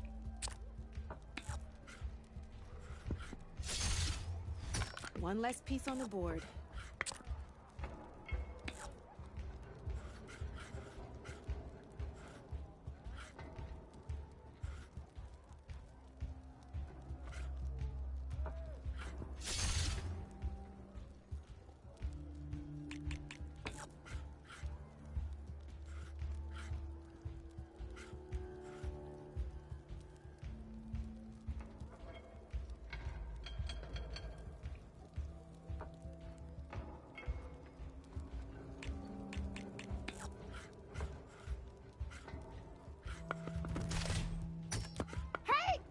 That was the perfect spot.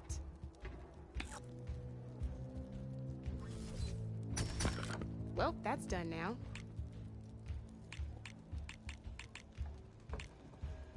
Time to get serious.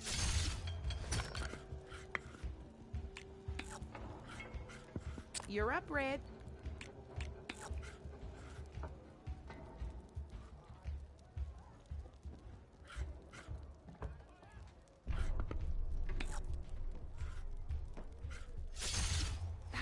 Off the board it goes.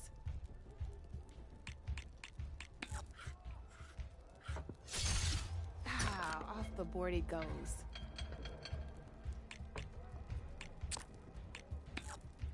Okay, let's see.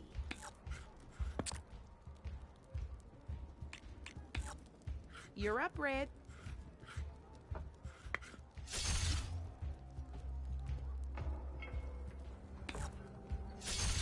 A single machine left? That ain't good.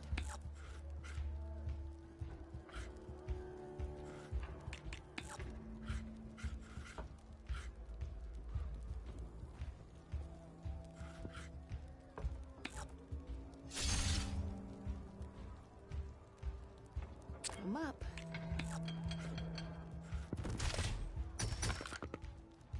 I got a tough fight ahead of me.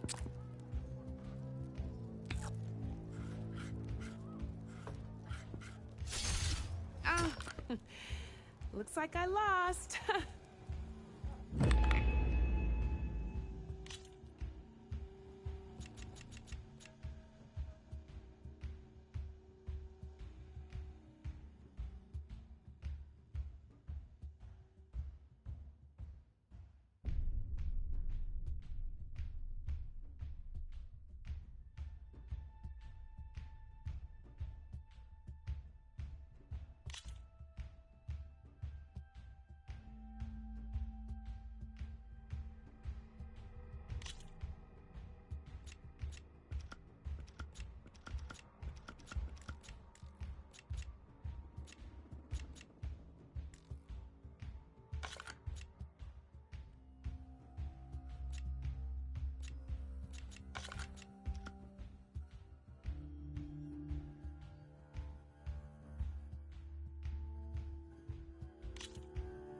Good luck.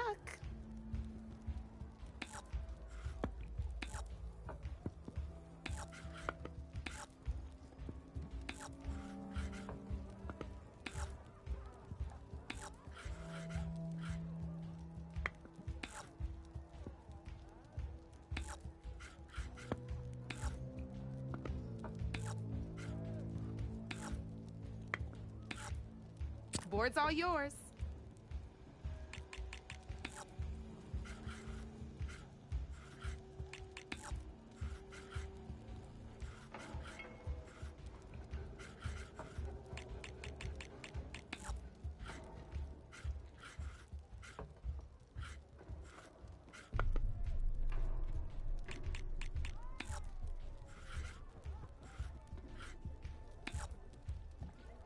Time to make my move.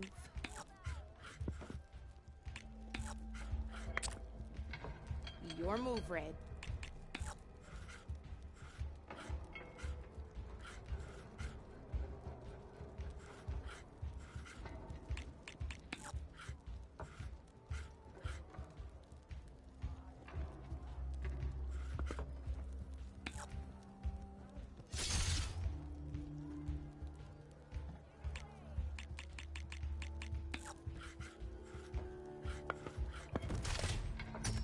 Now that was a smart move.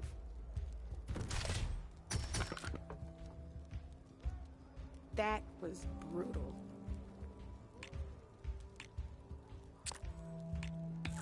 I'm up.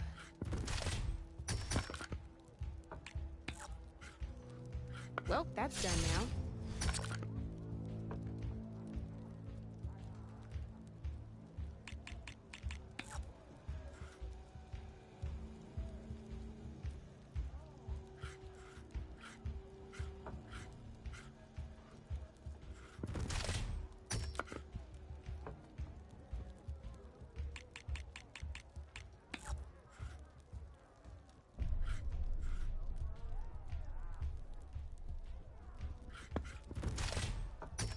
armor is your best friend in this game, I'm telling you.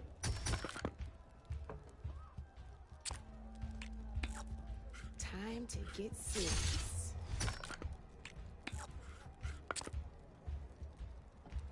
That's it for me.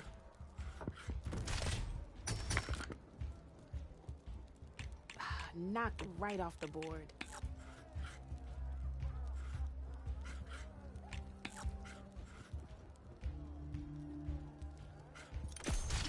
Armor is a machine's best defense.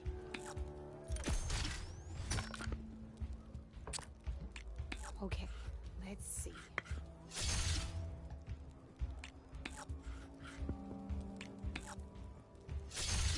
One less piece on the board.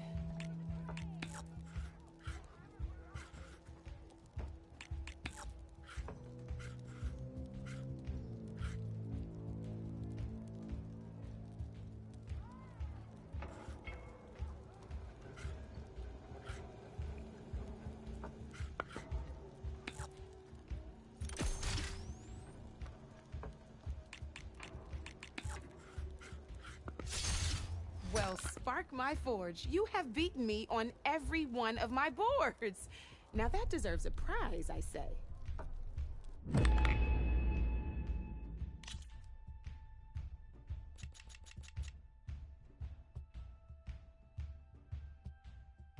I'll see you later, Aloy.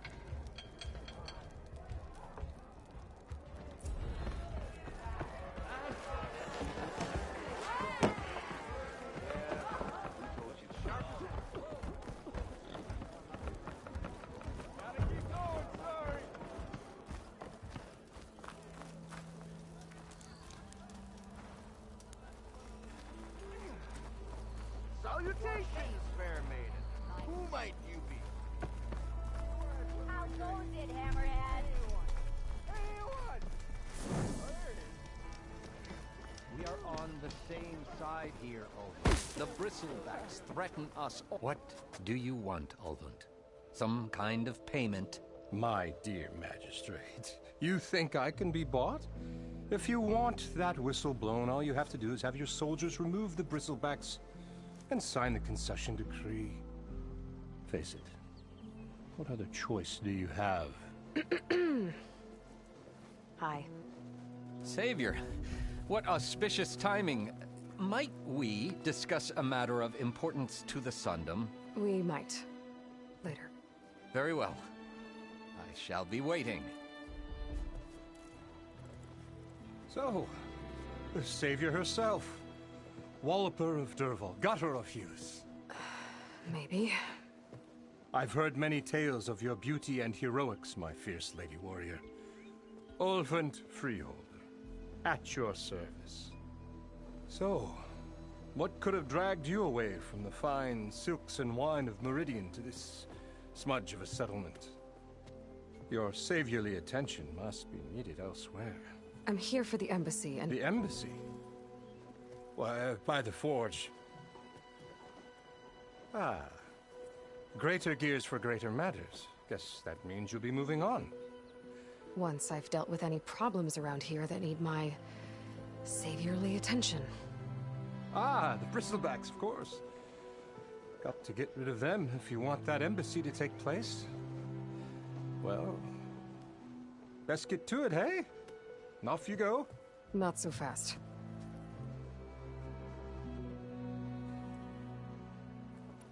You don't seem to have a high opinion of the magistrate?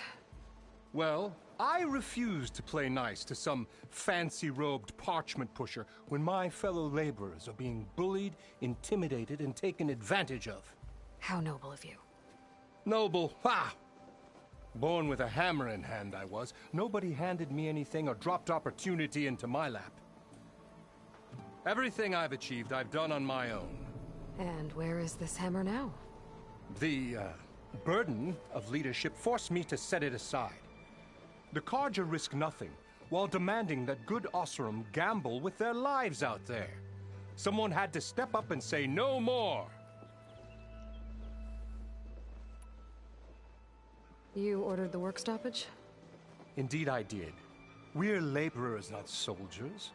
Until the Carja clean up their mess and give us the fair deal we deserve, I'm not risking Oseram lives. Fair deal? You mean your concession decree? It's not my decree. It's on behalf of all the good Oseram laborers of this land who do all the backbreaking work, while only the Carja reap the rewards. All we're asking for is the ability to share in this prosperity for a land worked by the people, for the people. Right. And just how much would be your share? Only an amount appropriate to my contributions to this community, of course. If Chainscrape is on Carja land, shouldn't a Carja be in charge? Who appointed you? The sensibilities of good Oseram folk, of course. You think a Carja can head this whole venture? Ah! The magistrate can barely make the trek from Barren Light without losing a few screws. So you have no real authority then? People only follow you because you say so. Loudly. Anyone who has followers has authority. I've been with Chainscrape from the beginning. I mean, I'm practically its founder, and its honest folk know I'm indispensable to its success. You said you founded Chainscrape. Somehow I doubt that. Practically founded, I said. I alone saw its potential when it was just a smattering of tents in Barren Light's shadow. I invested in the mine, convinced some friends back home to do the same, and here we are.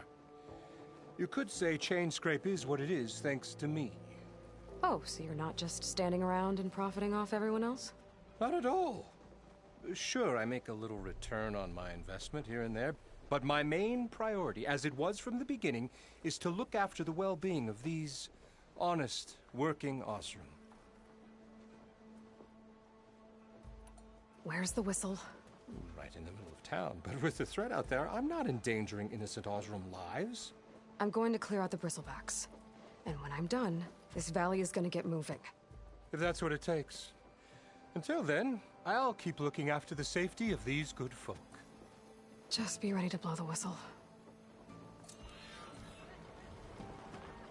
Better see what that Carja magistrate wanted. I bet he's in the tavern.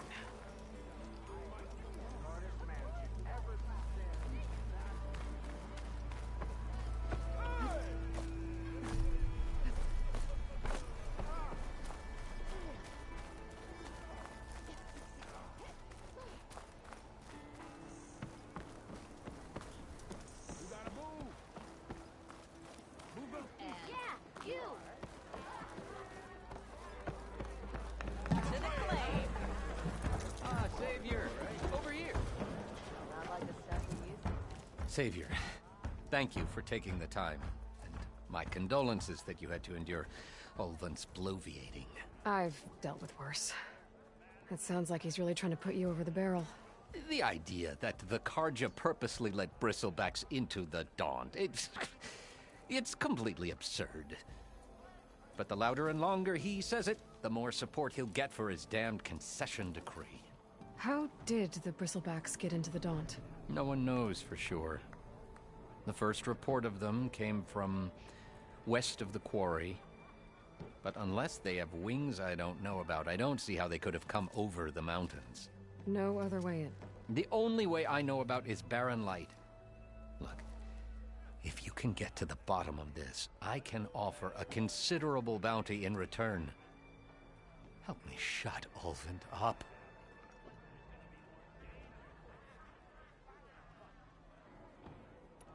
What is this concession decree that Ulvund wants? He wants the Sundom to designate portions of the Daunt as Oseram holdings. Only the portions, mind you, that produce any value. Let me guess. Because he stands to profit somehow? Exactly. With the Daunt under Oseram law, he could secure more investment for their numerous ventures. He can't get those investments without the concession? No. Not while there's a chance the Sundom could revoke their access. Hence, why the concession is so important to him. And why blaming the Carja for the bristlebacks, no matter how absurd, works in his favor.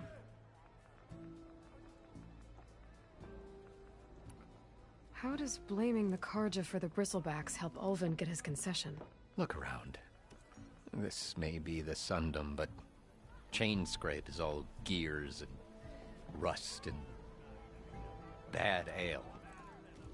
Claiming that the Carja loosed the Bristlebacks in order to intimidate Oseram laborers into obedience.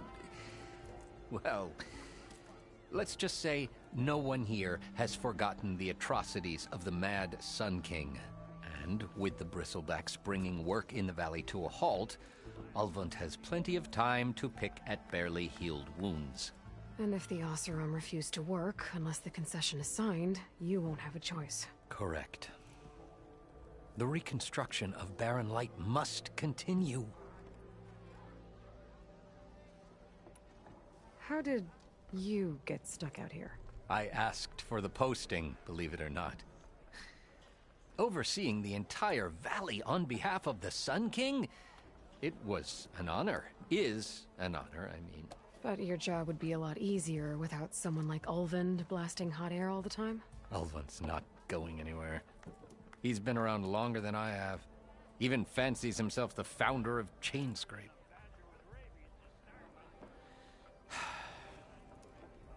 I'll find a way to live with him. I have to.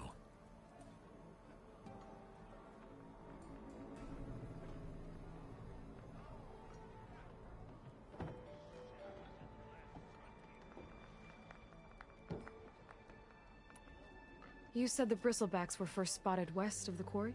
Yes, according to one terrified laborer, said the ground trembled before they came charging down the hillside. He took off and ran all the way here. Good place to start looking, then. If you learn the truth, maybe Ulvund will stop blaming the Carja for every problem under the sun, and maybe then he'll actually focus on rebuilding Barren Light instead.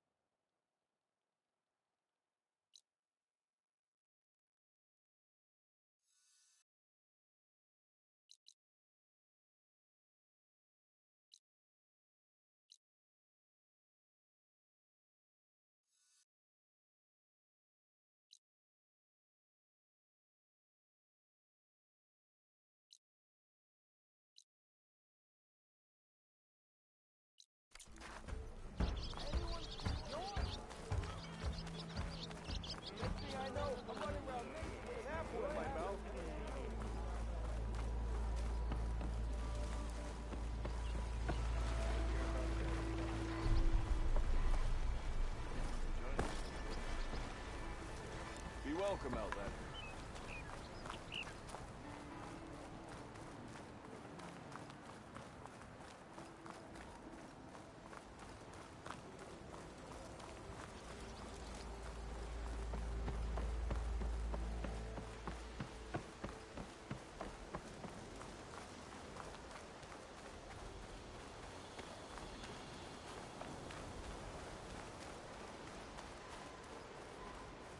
It's a dead machine.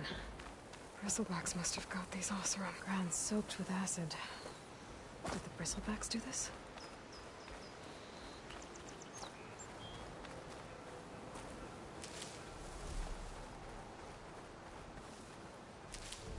Oh, my pack's full. I can get it from my stash later.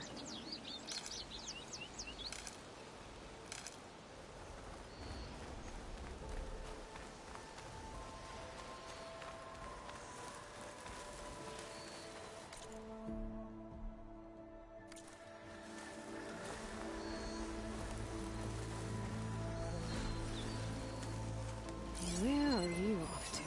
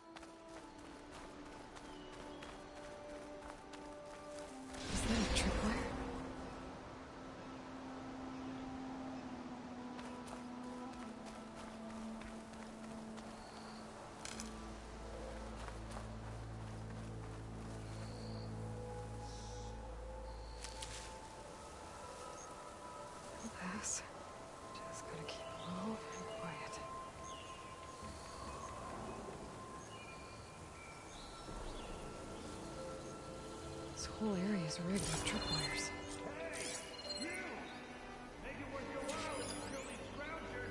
It's always something. Hold tight! I'll see what I can do!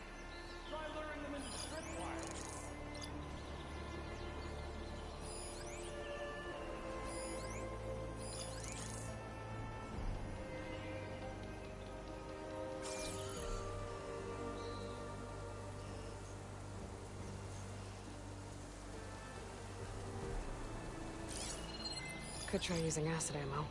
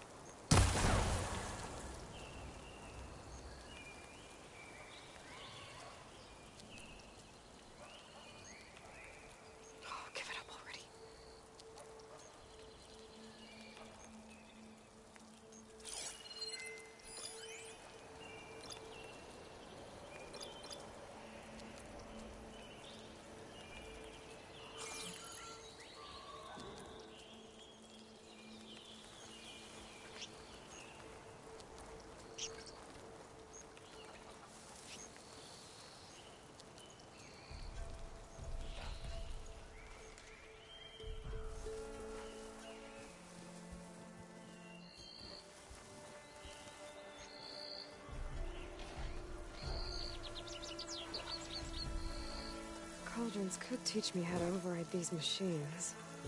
But where would this be?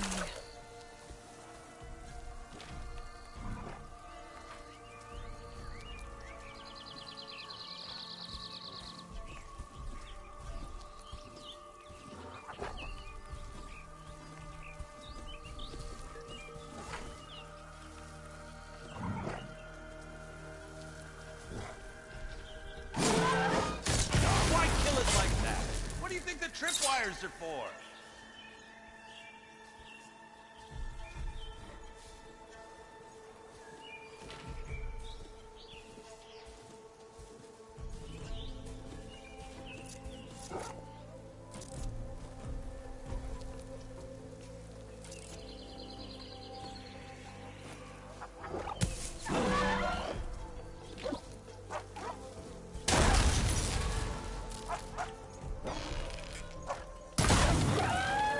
Well, it's covered in acid.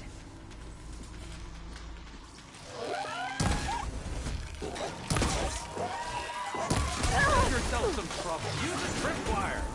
Hey, fine. Kill him however you want. Tripwire's better, though.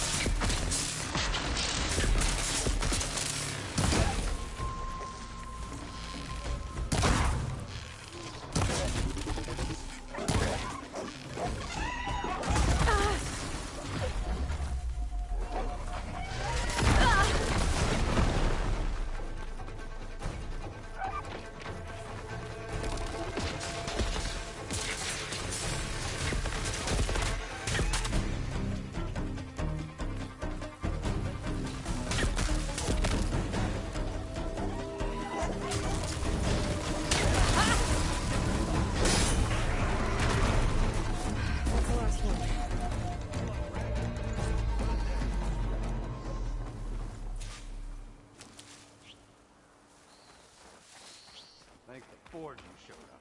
Tripwire's handy. Kind of the youngest game. Come on over. Let me give thanks properly.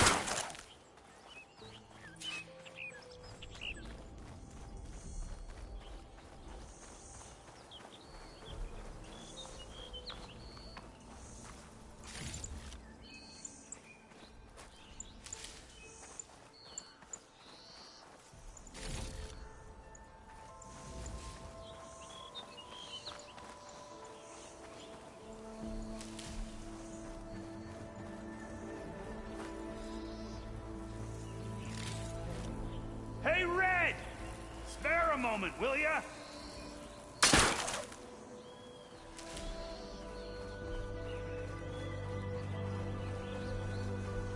see you're a practiced hunter.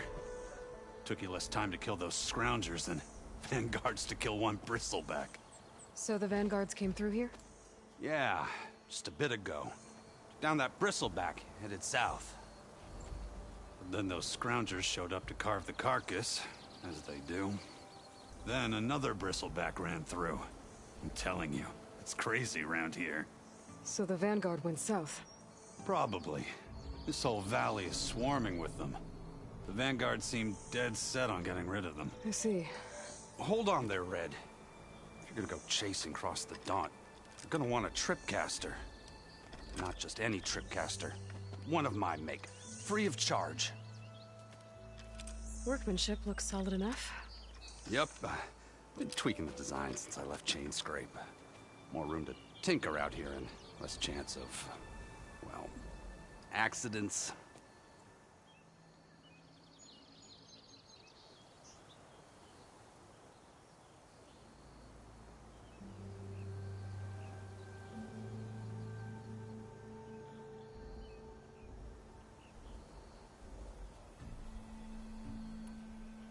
Did something happen in Chain Scrape? Well, like someone. Let me guess. Ulvund. Back when I had a place in town, he took a real interest in my wares. Kept pressing for the Ulvund discount. I said no. He didn't like that so much. I can't prove it, but that chuff bucket set my workshop on fire. Felt it best to put some distance between us after that.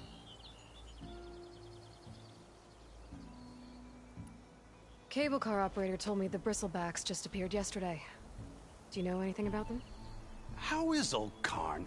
Back in the day, me and him got into all sorts of trouble. There was this one time that... Anything about the bristlebacks? No. Karn said true. Just showed up and ran amok. Lucky for me, I've got you and the Vanguard swooping in time to save my backside. I should get going. Thanks for the tripcaster. While you're blasting bristlebacks, I think I'll head down to the hunting grounds. Did you know they have a tripcaster trial? Come by later if you want to try it out. Maybe. After I get things under control. So Erend headed south. Should be able to pick up his tracks with my focus.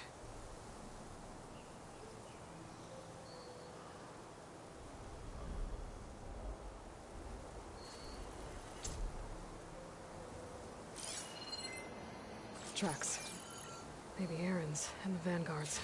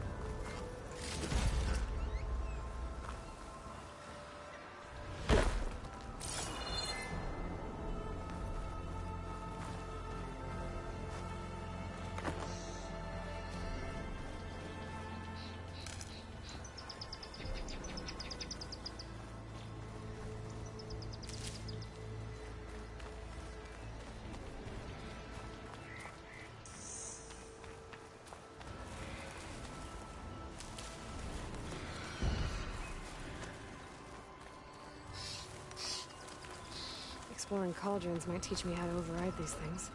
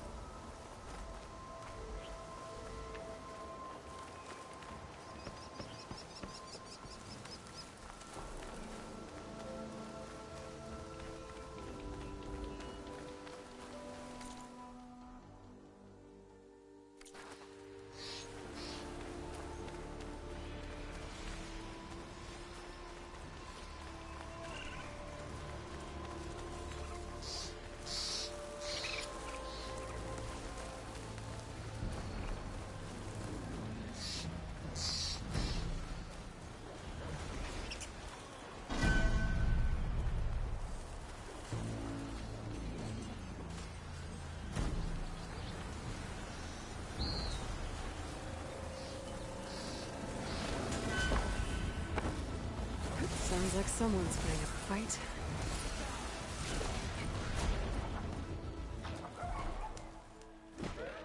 These bristlebacks are everywhere.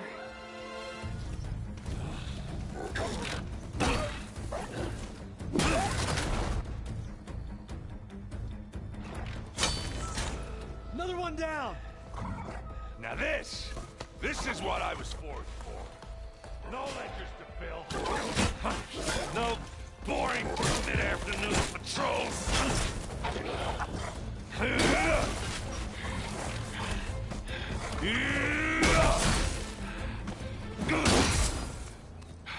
Just the hammer. Just the fight. Aloy? Erend!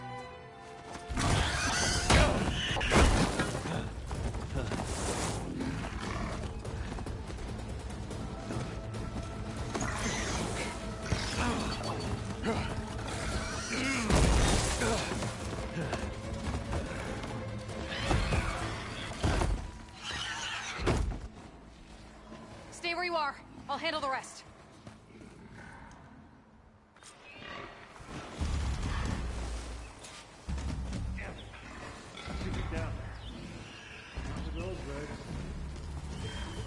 Those bristlebacks have acid canisters on their backs. It should trigger a chain reaction if I hit them with acid arrows.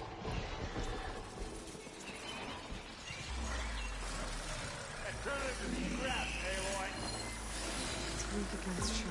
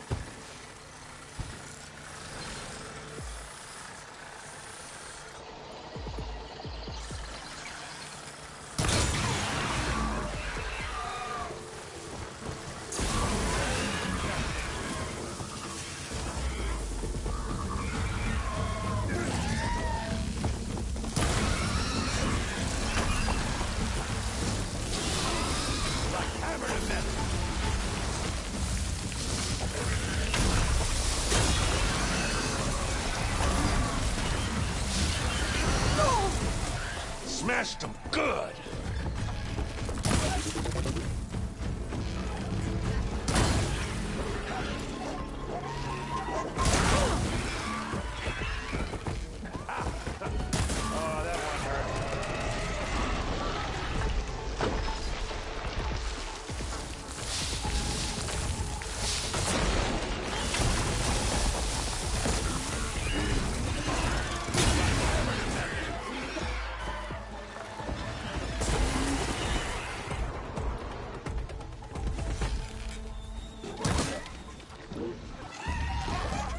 Smashed them good. There, let the acid do its job.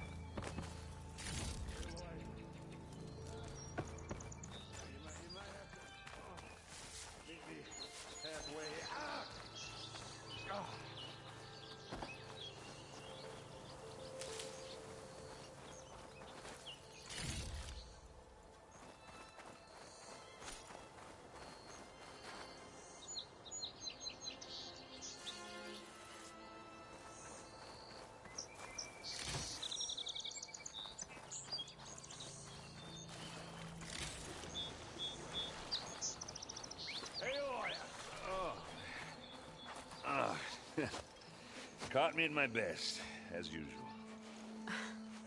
Well, you did the hard part. I just took care of the stragglers. How bad is it? This? Who needs ribs, huh? Oh. I'm good. I'm good. Huh. Okay, well, I know you didn't come all the way to the Daunt just to watch me get wrecked. So what's the story? I need the embassy to happen, so I can head west. Erend, what I did at the Spire... what we did... it didn't end the threat. It just slowed it down. There's still more to do. Really? Well, that's great. I mean, yeah, not the threat's not over part. That's not so great. But hey, whatever you're up against, your spear, my hammer, just like old times. Erend, I need the embassy now. I can't wait for you to heal. Couple of days rest, if that. Actually, even if you weren't hurt, what I have to do, it's better if I do it alone. Alone? That figures. Erend! I hate to interrupt the romance, but I'm pretty banged up here. Don't blow your blaze, I'm coming. Oh, this just keeps getting better. Huh. Listen, I'll go to Barren Light, get patched up. If you want this embassy to happen, we're gonna need this sun priest, Studius Wadis. Oh, I know him. I'll clear the Valley of Bristlebacks, then send Wadis to Barren Light. I'll catch up with you there. Well, I guess that's sort of like a goodbye. I'm sorry? You? Sorry? Ugh. Yeah, that'd be a first. Where is this coming from? Hey, just, forget it, yeah. Oh, it's nothing. It sounds like something. All right, fine. Now, after the battle at the Spire, you took off. You left without so much as a handshake. I mean, people like me, we fought and bled at your side, Aloy. You just disappear? What kind of person does that?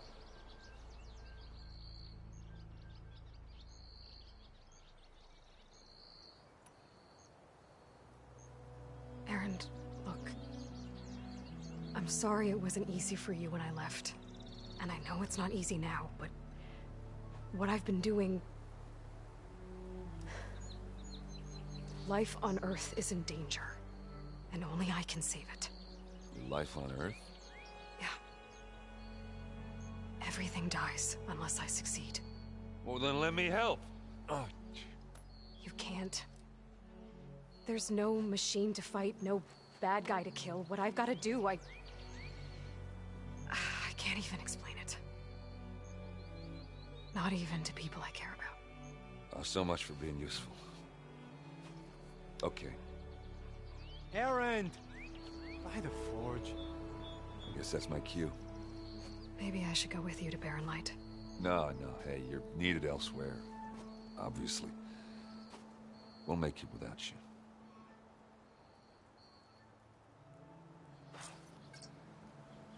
I said we're good, Aloy. Oh, ha. Go on ahead. What are you standing around for then? Help me off this thing. That doesn't sound good. You'll have to handle that one on your own. We'll only slow you down.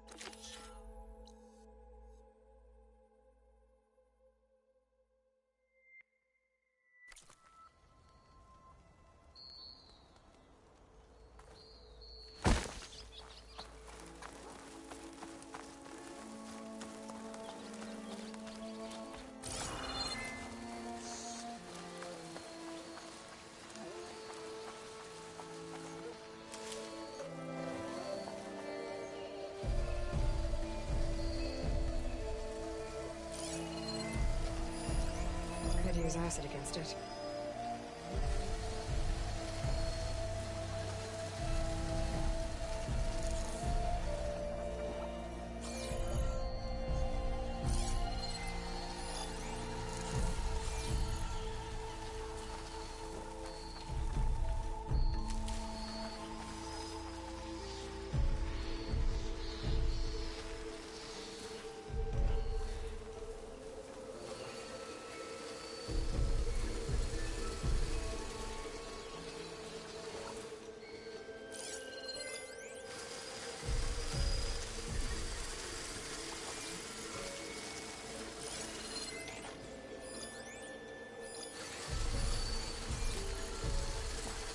fascinating about that machine.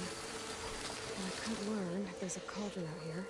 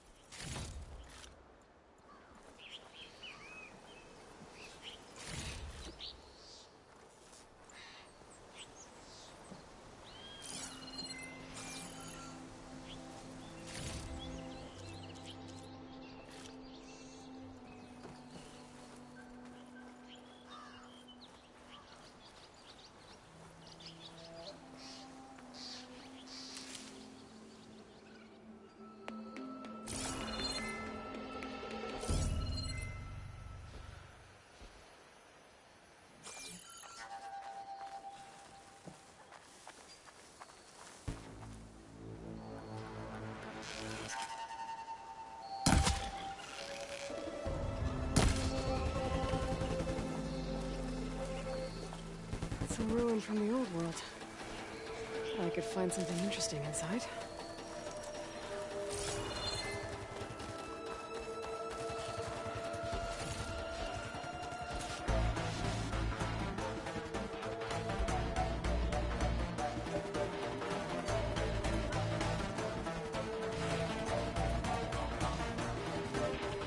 Okay, what do we have in here?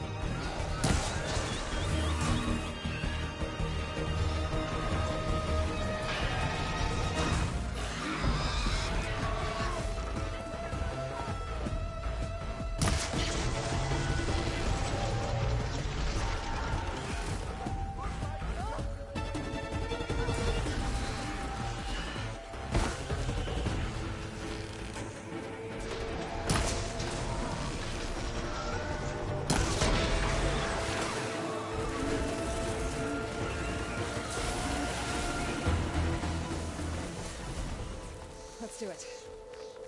Hang on!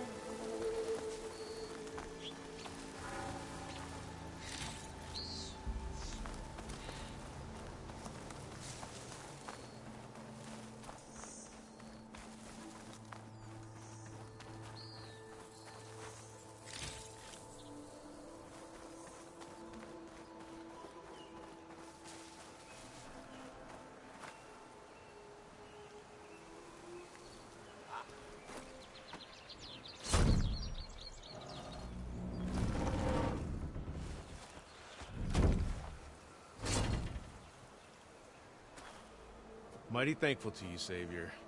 Just Aloy is fine. Aaron mentioned you're not one for fancy titles. You're Vanguard. Well, here to escort Wadis' delicate behind to the embassy.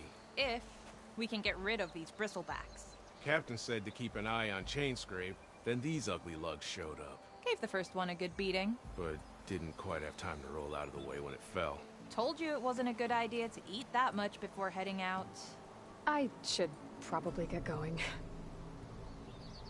Now, if you see any more of these bristlebacks... I'll make sure to roll out of their way. Might want to take some of these with you as well. They're handy in a pinch. Thanks. Stay safe, Aloy.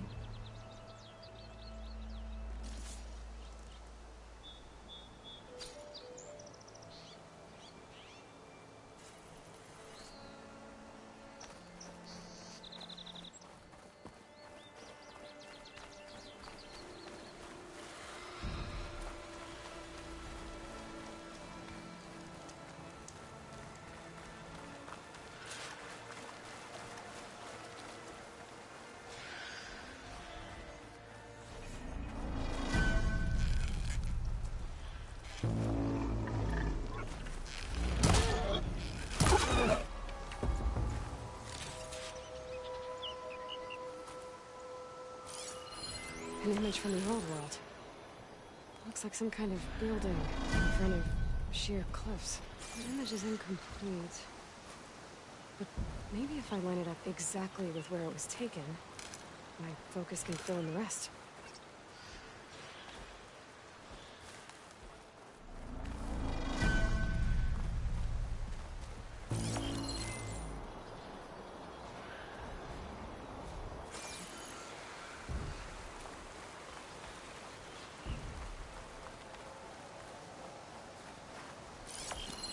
I don't think that's right.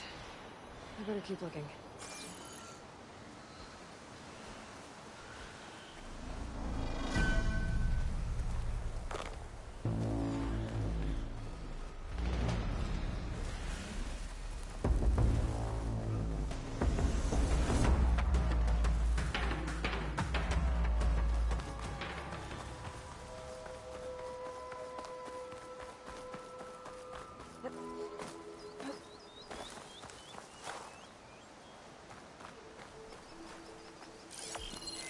Ruins of a bridge.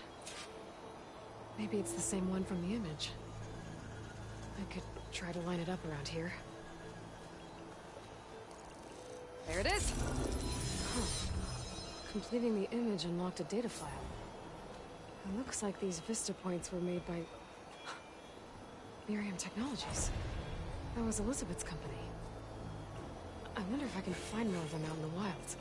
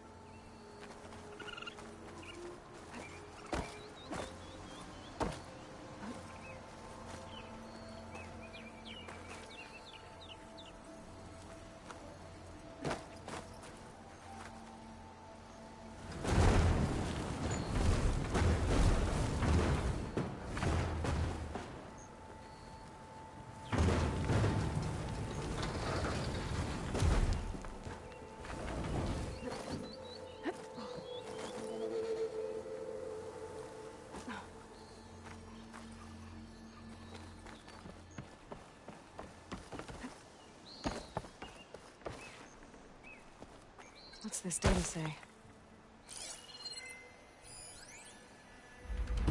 There's a code for a door in this data.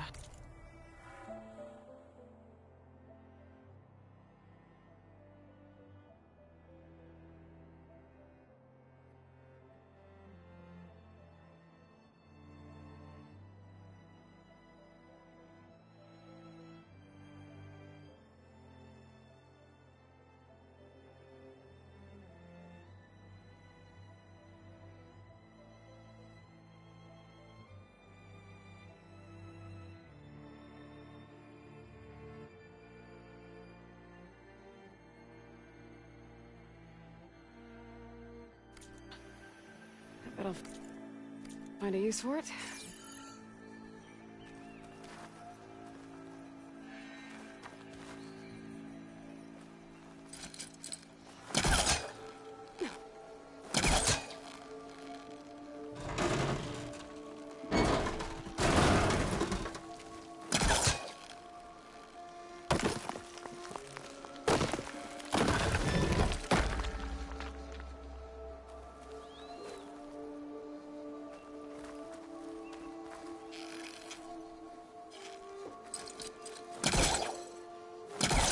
Great.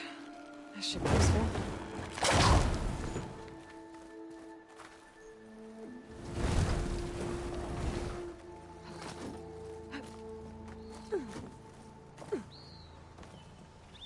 Let's see what's in here.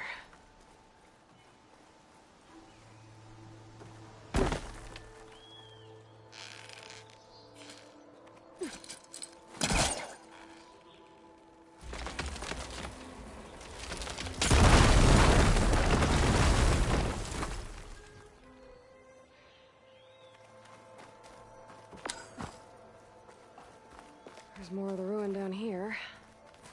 Where to now?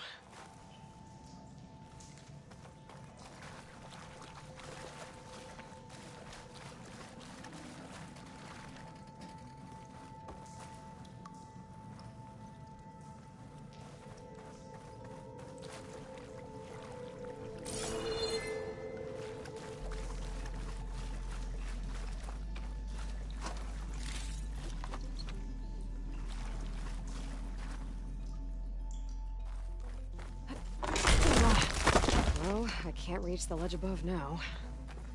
Guess I'll have to find another way up.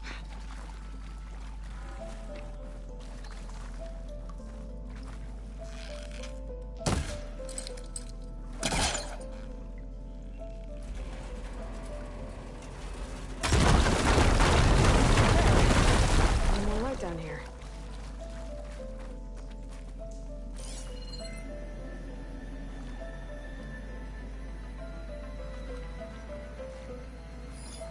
Acid ammo could help here.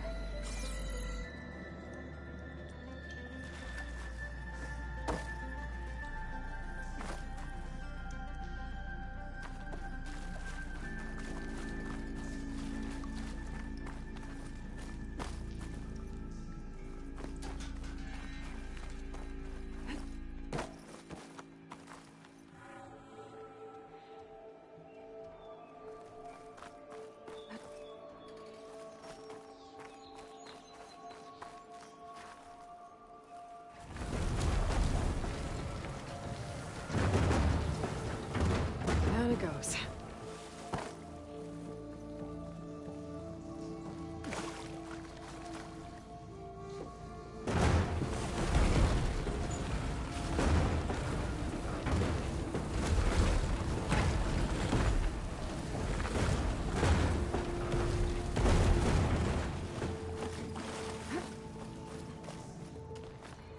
Okay. Now where does this lead?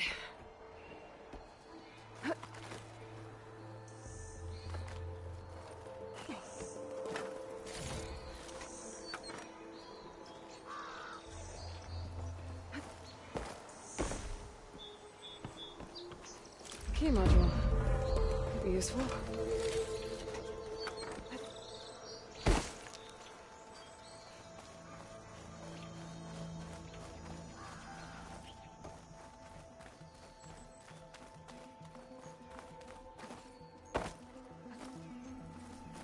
Okay.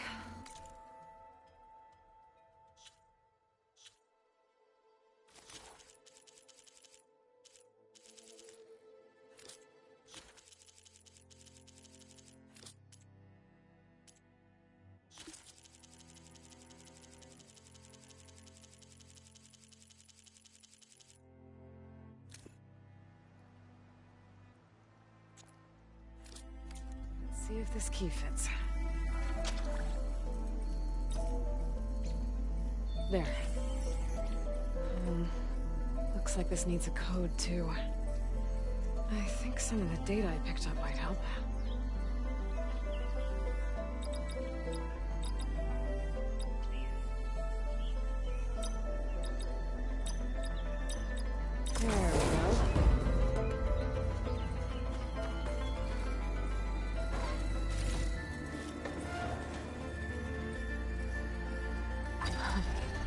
What is this thing? Can I keep it safe?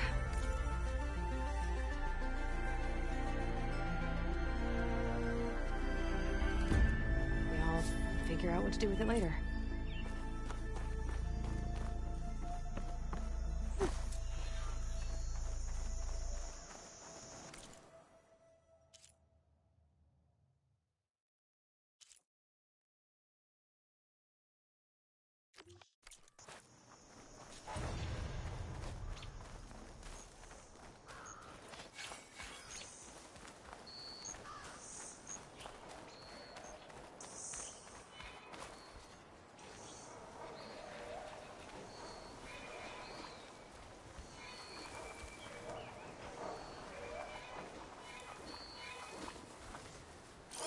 Find a cauldron to learn how to ride machines.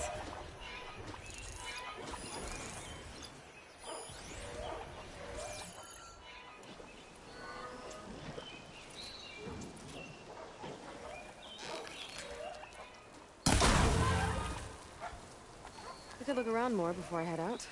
See what else I can find.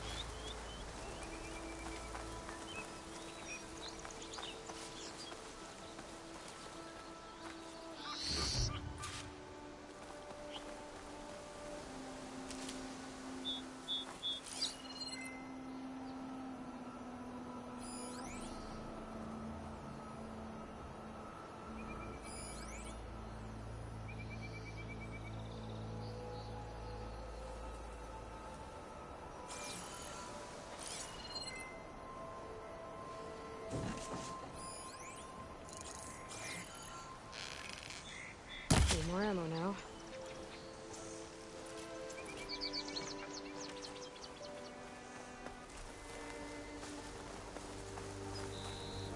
There. That should be enough wild meat for Mildov.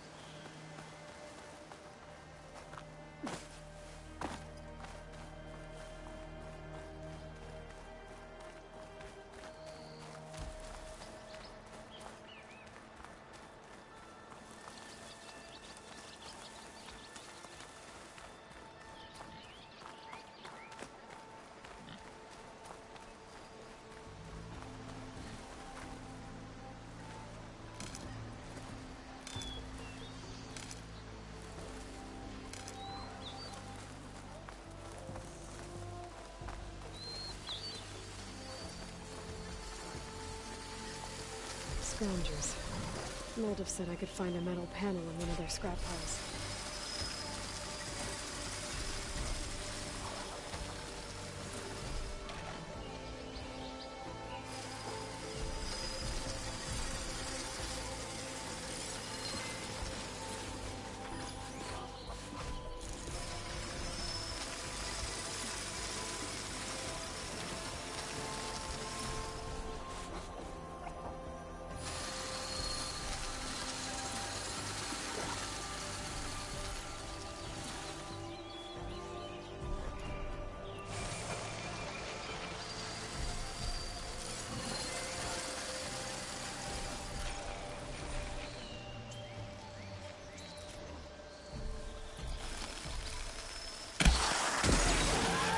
Has it locked up.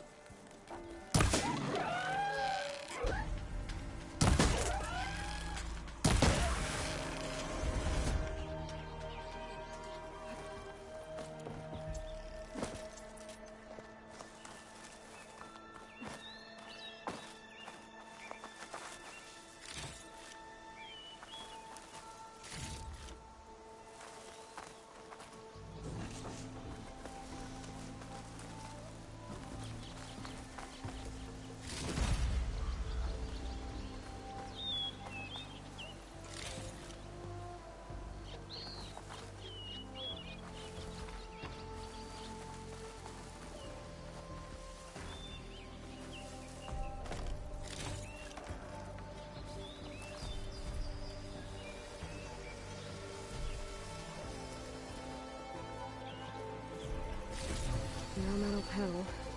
I would check another scrap pile.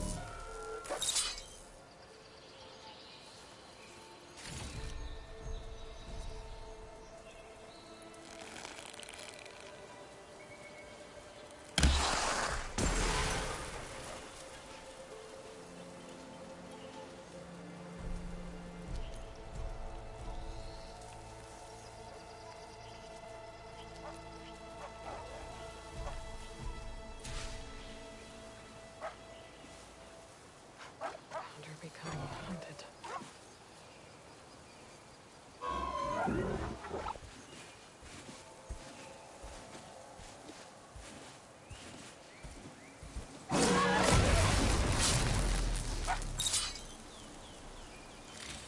Okay, now to look through the scrap piles for a metal panel.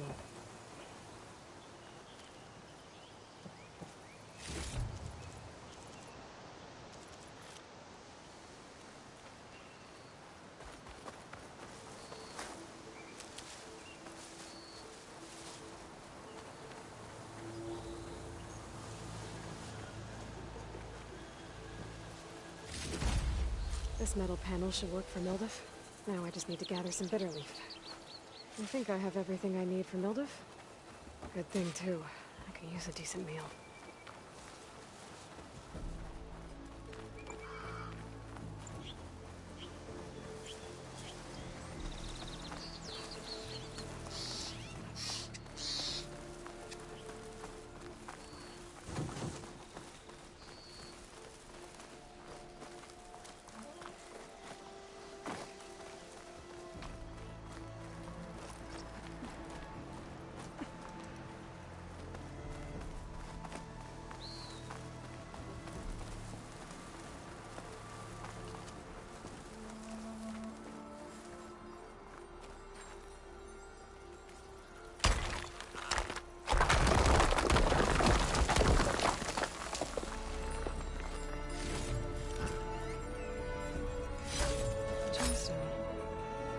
Green like blaze, but it's hard and shiny.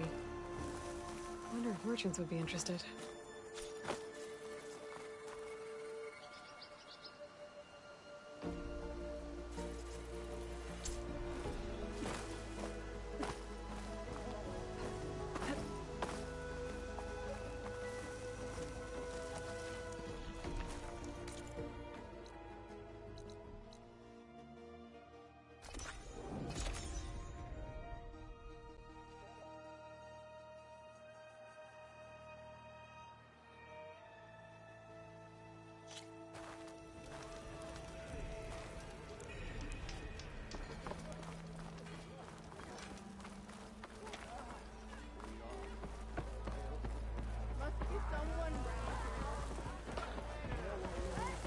Ah, there you are. I happen to receive another visit from Ulvund himself. He was pushy, but I stood my ground. And dare I say it, I even got my own back. Yes, I did.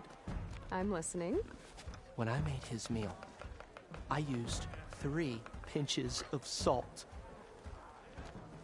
Instead of 2. Each journey begins with a single step, I guess.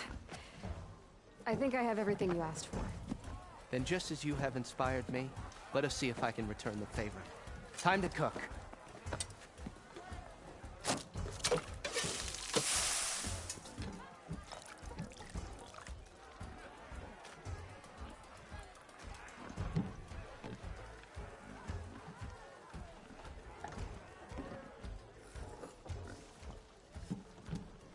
Wow. Mildef, that was inspired. Next time you want the best provisions, you know where to find me. Your next order of any dish will be on the house. Thanks. And don't forget to stand up for yourself. Funny you should say that. As it happens, I'm already cooking up my next portion of resistance. Hope to see you again.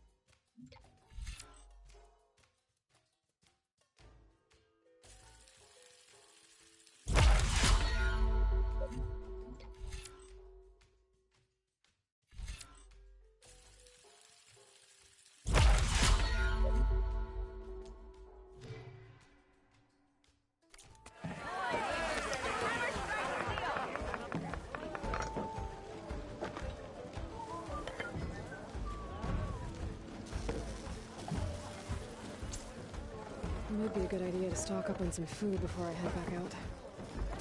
And see what else Waldorf's cooking up. Back for that free meal? Go on, peruse my menu.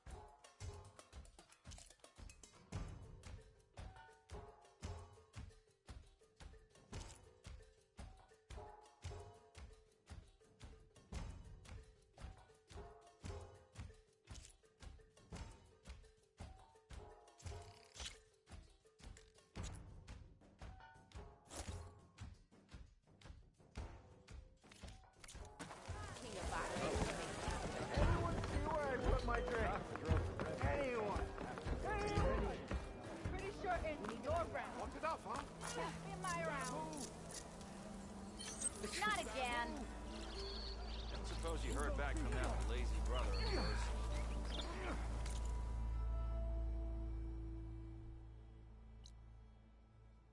Don't you have somewhere better to be?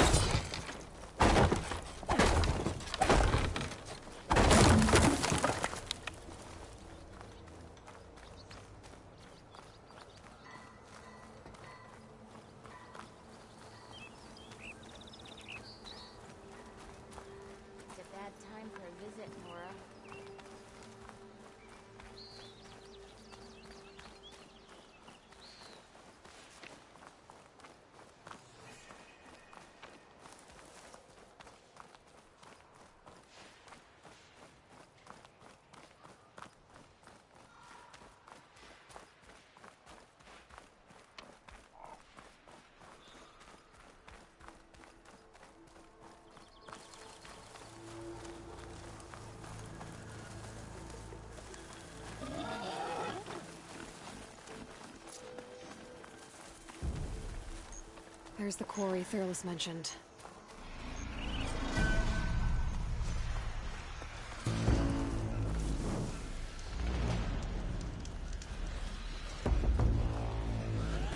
And it's full of bristlebacks.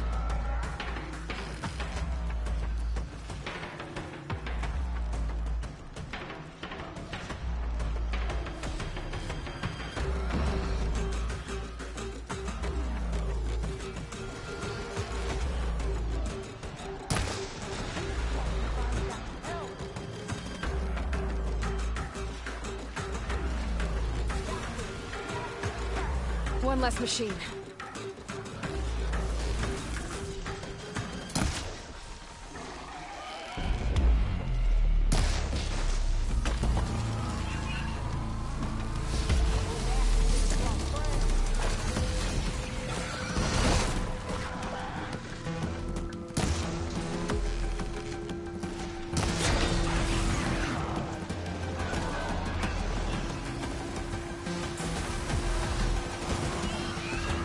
Another one down.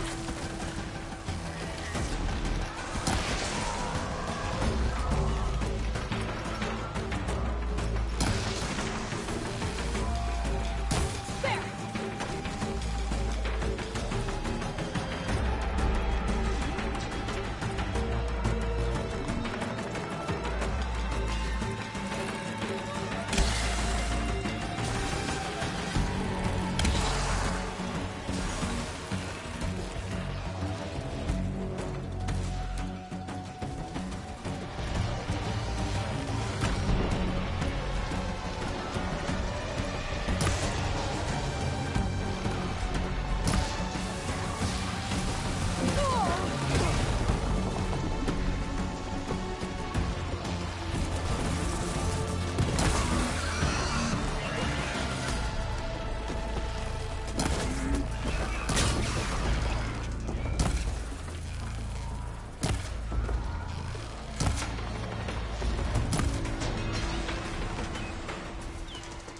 One less machine.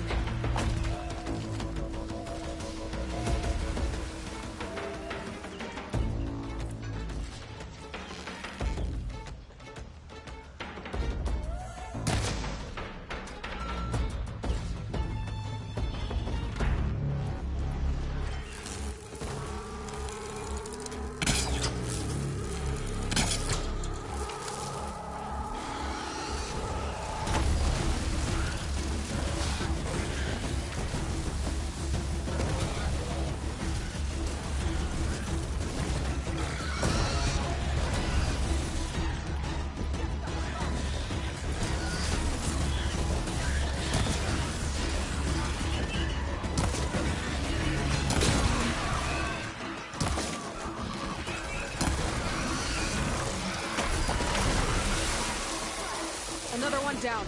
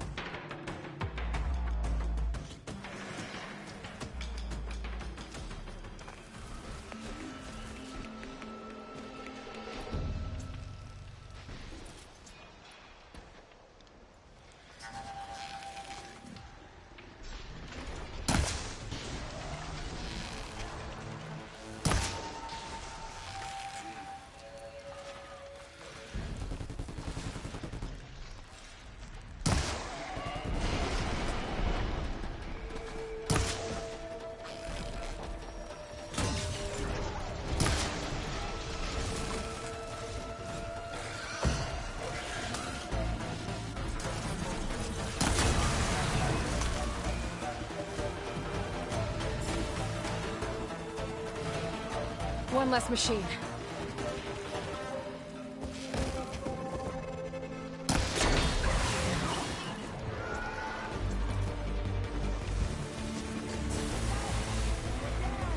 Another one down.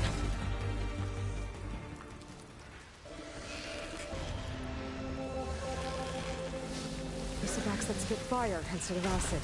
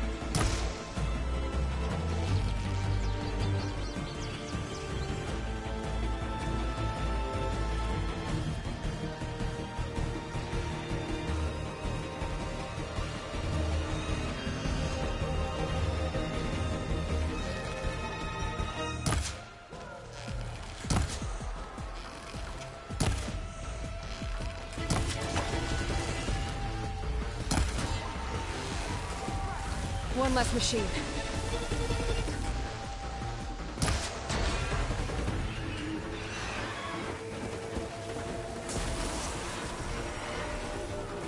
Another one down.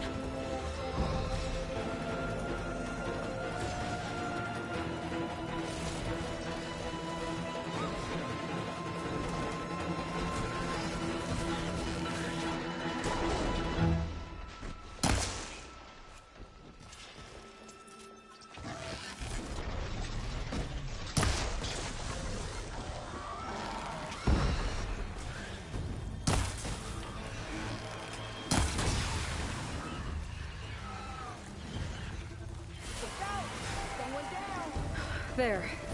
Quarry's safe. Stranger, come on over here. We gotta talk.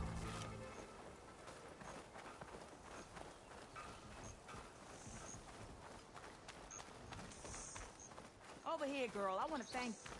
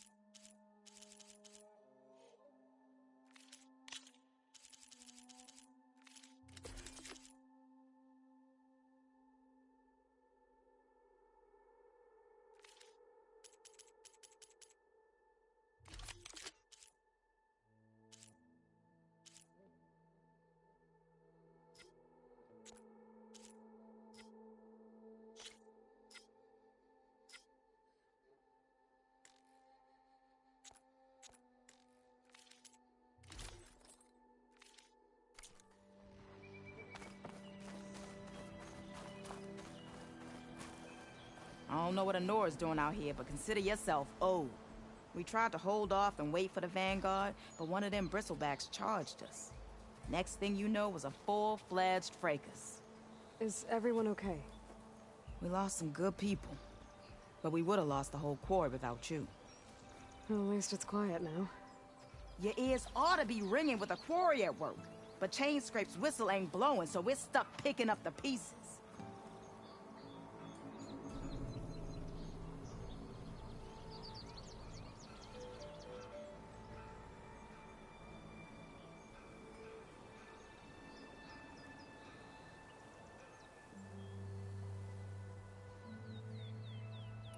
You need the whistle to get back to work?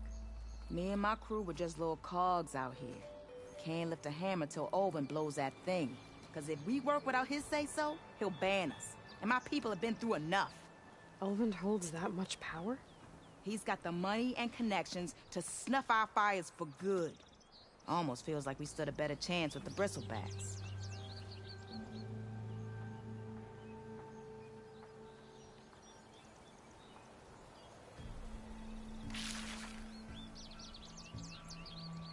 What are you and your crew working on? We're supposed to be working Olvin's claim, digging out stone to show our barren light. But the work stoppage and the bristlebacks cut us short. Never seen those blasted things in a Daunt before. Where in Forge Fire did they come from? I'm not sure. At least not yet. I need to get going. Stay safe. Thanks to you, that might actually be possible today.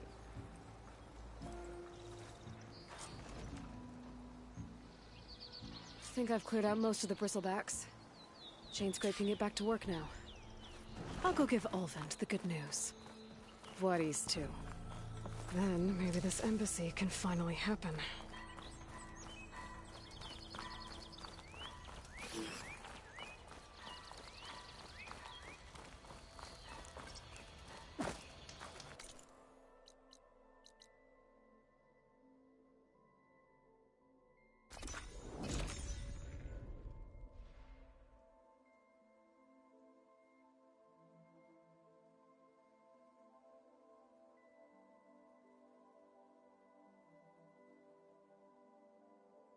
We get Ulvin to blow the whistle, then Wadis to Baronlight.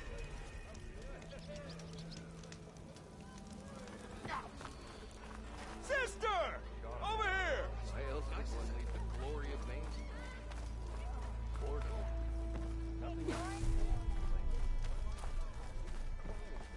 Still here, I see. I cleared out all the bristlebacks. Oh, you did? Now that you've recovered from your shock, time to blow the whistle. Oh, there, not so fast. I'll have to send someone out to confirm the kills. Make sure the valley is safe again. It shouldn't take more than a day or two. No. You blow the whistle now. These are innocent Osram lives we're talking about here. Surely the delay... Either you do it now, or I will. Ah, I knew you could do it! Friends, gather round. The savior of Meridian has done Now it again. what? The Bristlebacks are defeated. You. What? Sound the whistle. Chain Scrape is open for business. Yay.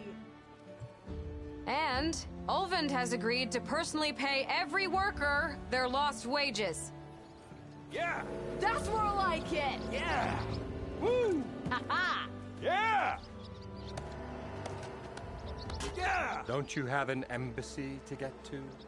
Yeah, I guess I do.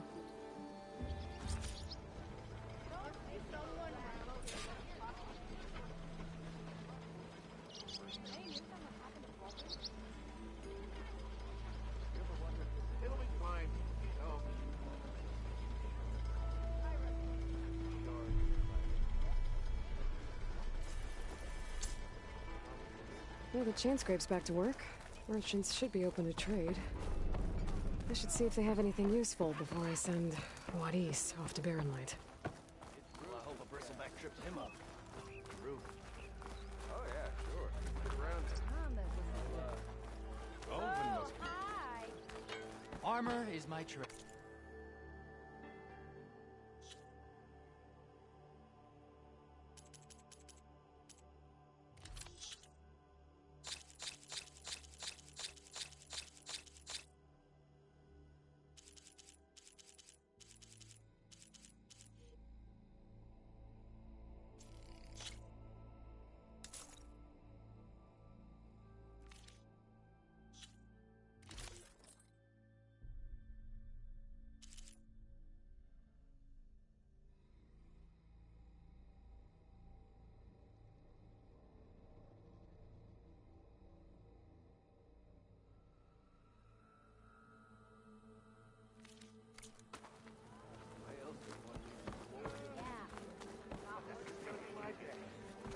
Brought out only the good stuff for you, Red.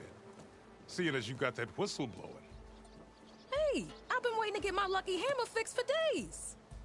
You haven't done anything useful like getting rid of any bristlebacks, though, have you? Take your time. I promise you won't be disappointed.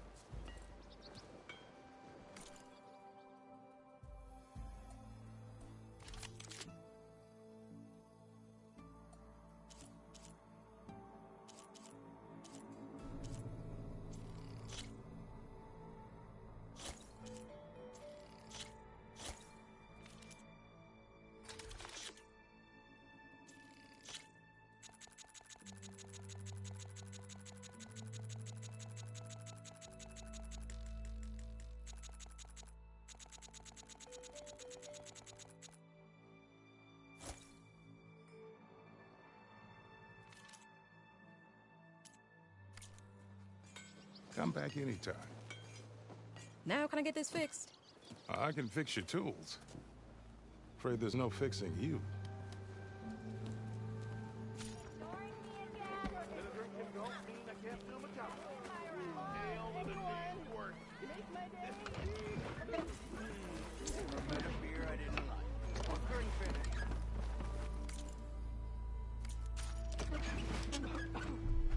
When do you think you could fix this lucky hammer of mine?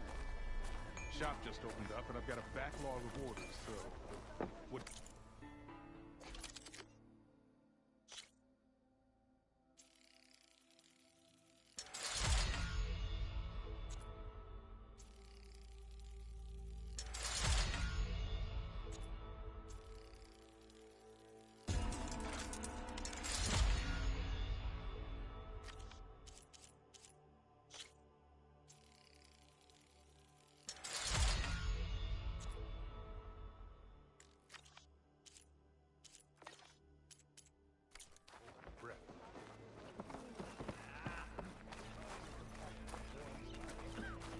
Outfits. How Armor. goes it, Hammerhead? What?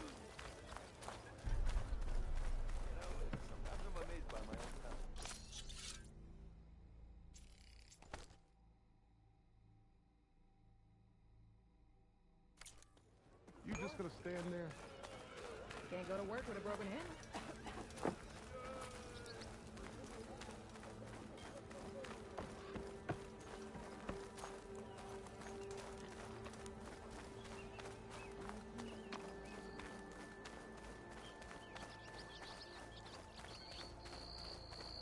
The way to Barren Light is clear. Get moving. You're not errant vanguardsman. I will move only when the captain When I've says... cleared out all the bristlebacks, which I have. Captain's orders. So they're okay? Banged up, but breathing. And waiting up ahead for you. But I was supposed to have 3 escorts. I'm off to Barren Light, buddies. Like Aloy said, captain's orders. You can stay here. Abandoned to the riffraff? I think not. Guess you're coming with me then. See you there, Aloy.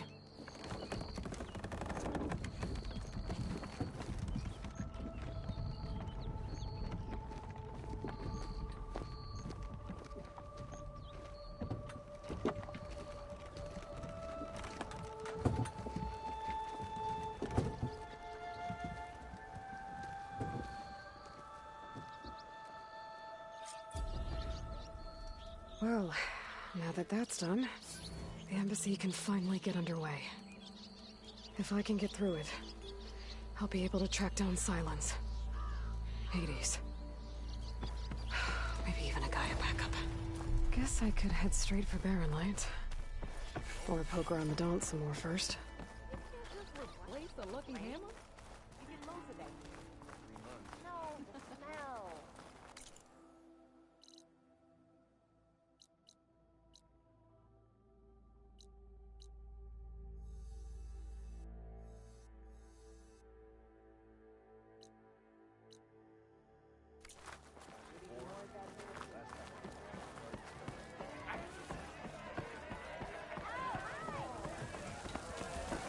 Oh, this'll really boil their broth. I'll add a sprinkle of chili to their desserts. How perverse.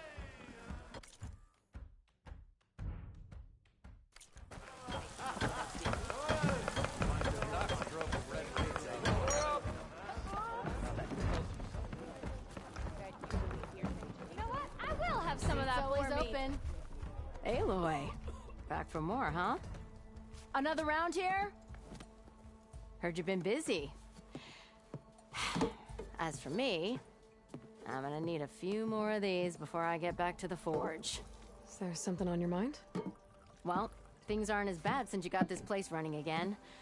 But we still got Olvin grating the gears about his concession decree. If you don't put that down, I'll come over there and show you how that game ends.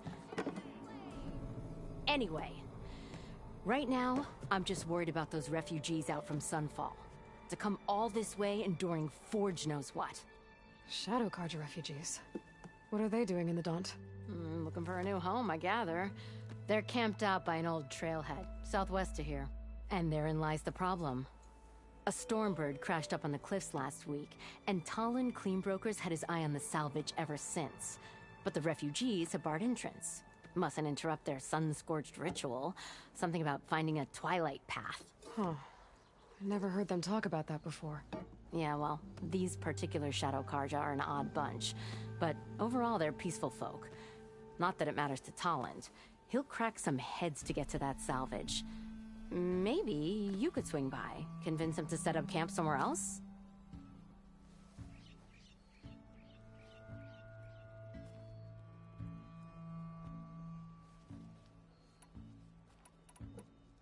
What else can you tell me about the Shadow Carja refugees? Well, they don't call themselves Shadow Carja for one. At least, not anymore. They're some other brand of sun-crazed. But whatever side of the sun they're on, they're peaceful through and through. Don't seem to want for nothing except a place to live, pray, and just enough food to keep from starving. So they're just camped outside by a trail, blocking entry to a wrecked Stormbird, waiting for... what, exactly? Don't rightly know, but I'll tell you this. Should they ever wise up and salvage it, a Stormbird heart is worth a lot. And if they get there first, then by Ostrom law, it's theirs. Not that Toland Cleanbroker has ever lost sleep over any law breaking.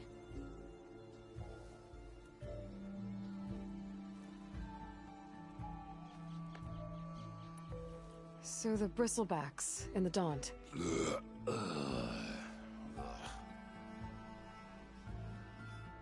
Where did they come from?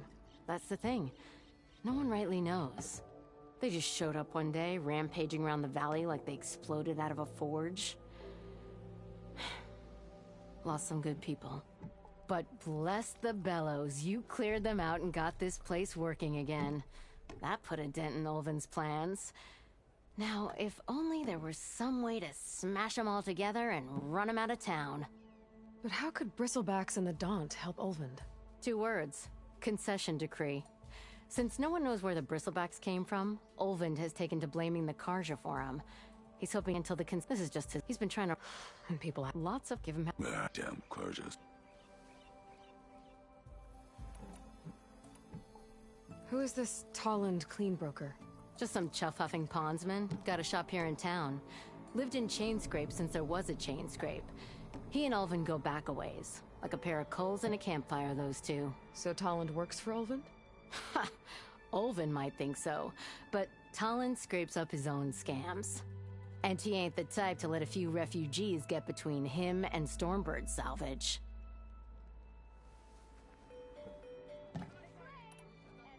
Well, if I'm up that way, I'll talk to the refugees. Try to convince them to move. Much appreciated. They have it rough. Don't need Toland making it rougher. Petra said Toland has a shop here in Chainscrape. I could have a word with him first.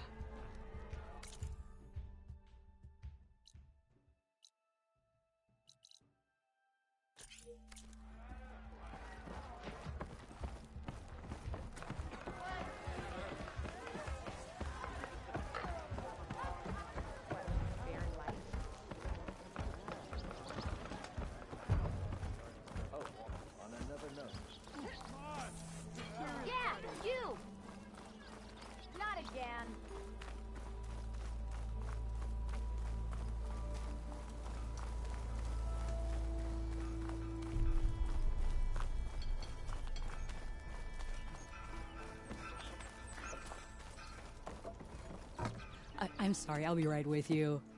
Okay, I'm not saying it's a bad idea. I'm saying it's overkill. It's a weapon.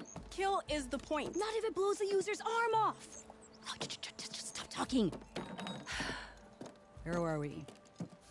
Ah! So, you look like someone who's always searching for a new weapon. Am I right? Actually,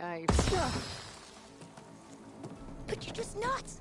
I am with a customer! I'm not a customer. I got it! Triple the powder. It'll blow a Strider sky high. Ba-boom. One-shot kill. Guaranteed. Maybe I am. Then you are in the right place at the right time, Red!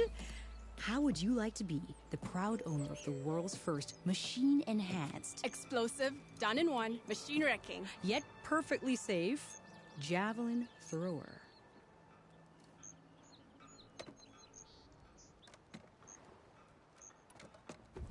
Are you two from around here? Nah, the claim. Dad sent us out west in search of some unknown opportunity. Said we'll know it when we see it. Sounds like you had other ideas. Let's just say that opening another trading post for my parents isn't how I want to make my mark in this world. I imagine traveling alone must be nice.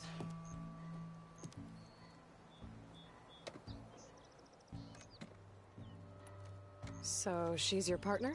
My apprentice and my sister. She's why we're out here. There was an incident. Another incident. Involving explosives? Ba-boom! And Dad's precious homebrew. He shipped us out the next day. Huh. Tell me more about this weapon of yours. Saw a scroll when I was a kid by some Karja scholar who wandered out west. Had a scary drawing of a Tenakth warrior hunting with a kind of javelin thrower. Effective? Yes. Basic? Undoubtedly. But coming out here made me remember it. And I'm on the brink of vastly improving the tool's archaic design. Whereas I will perfect it. I can use machine parts to enhance the user's throw, increase the projectile's velocity. Well, Boomer here is adamant that enhancing the projectile is better. Namely with explosive tips. Boomsticks. Why not both? That could work. There's one small snag. I need the parts to make the first working model.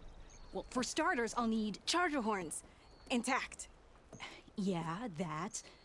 Just be sure to shoot them off before the machine goes down. Otherwise, they break. But the real innovation, keep it to yourself, is a fang horn rib. There's a mean one east of here. Blow it sky high. Boomer! You get him for me. It's yours. My treat. You have a deal.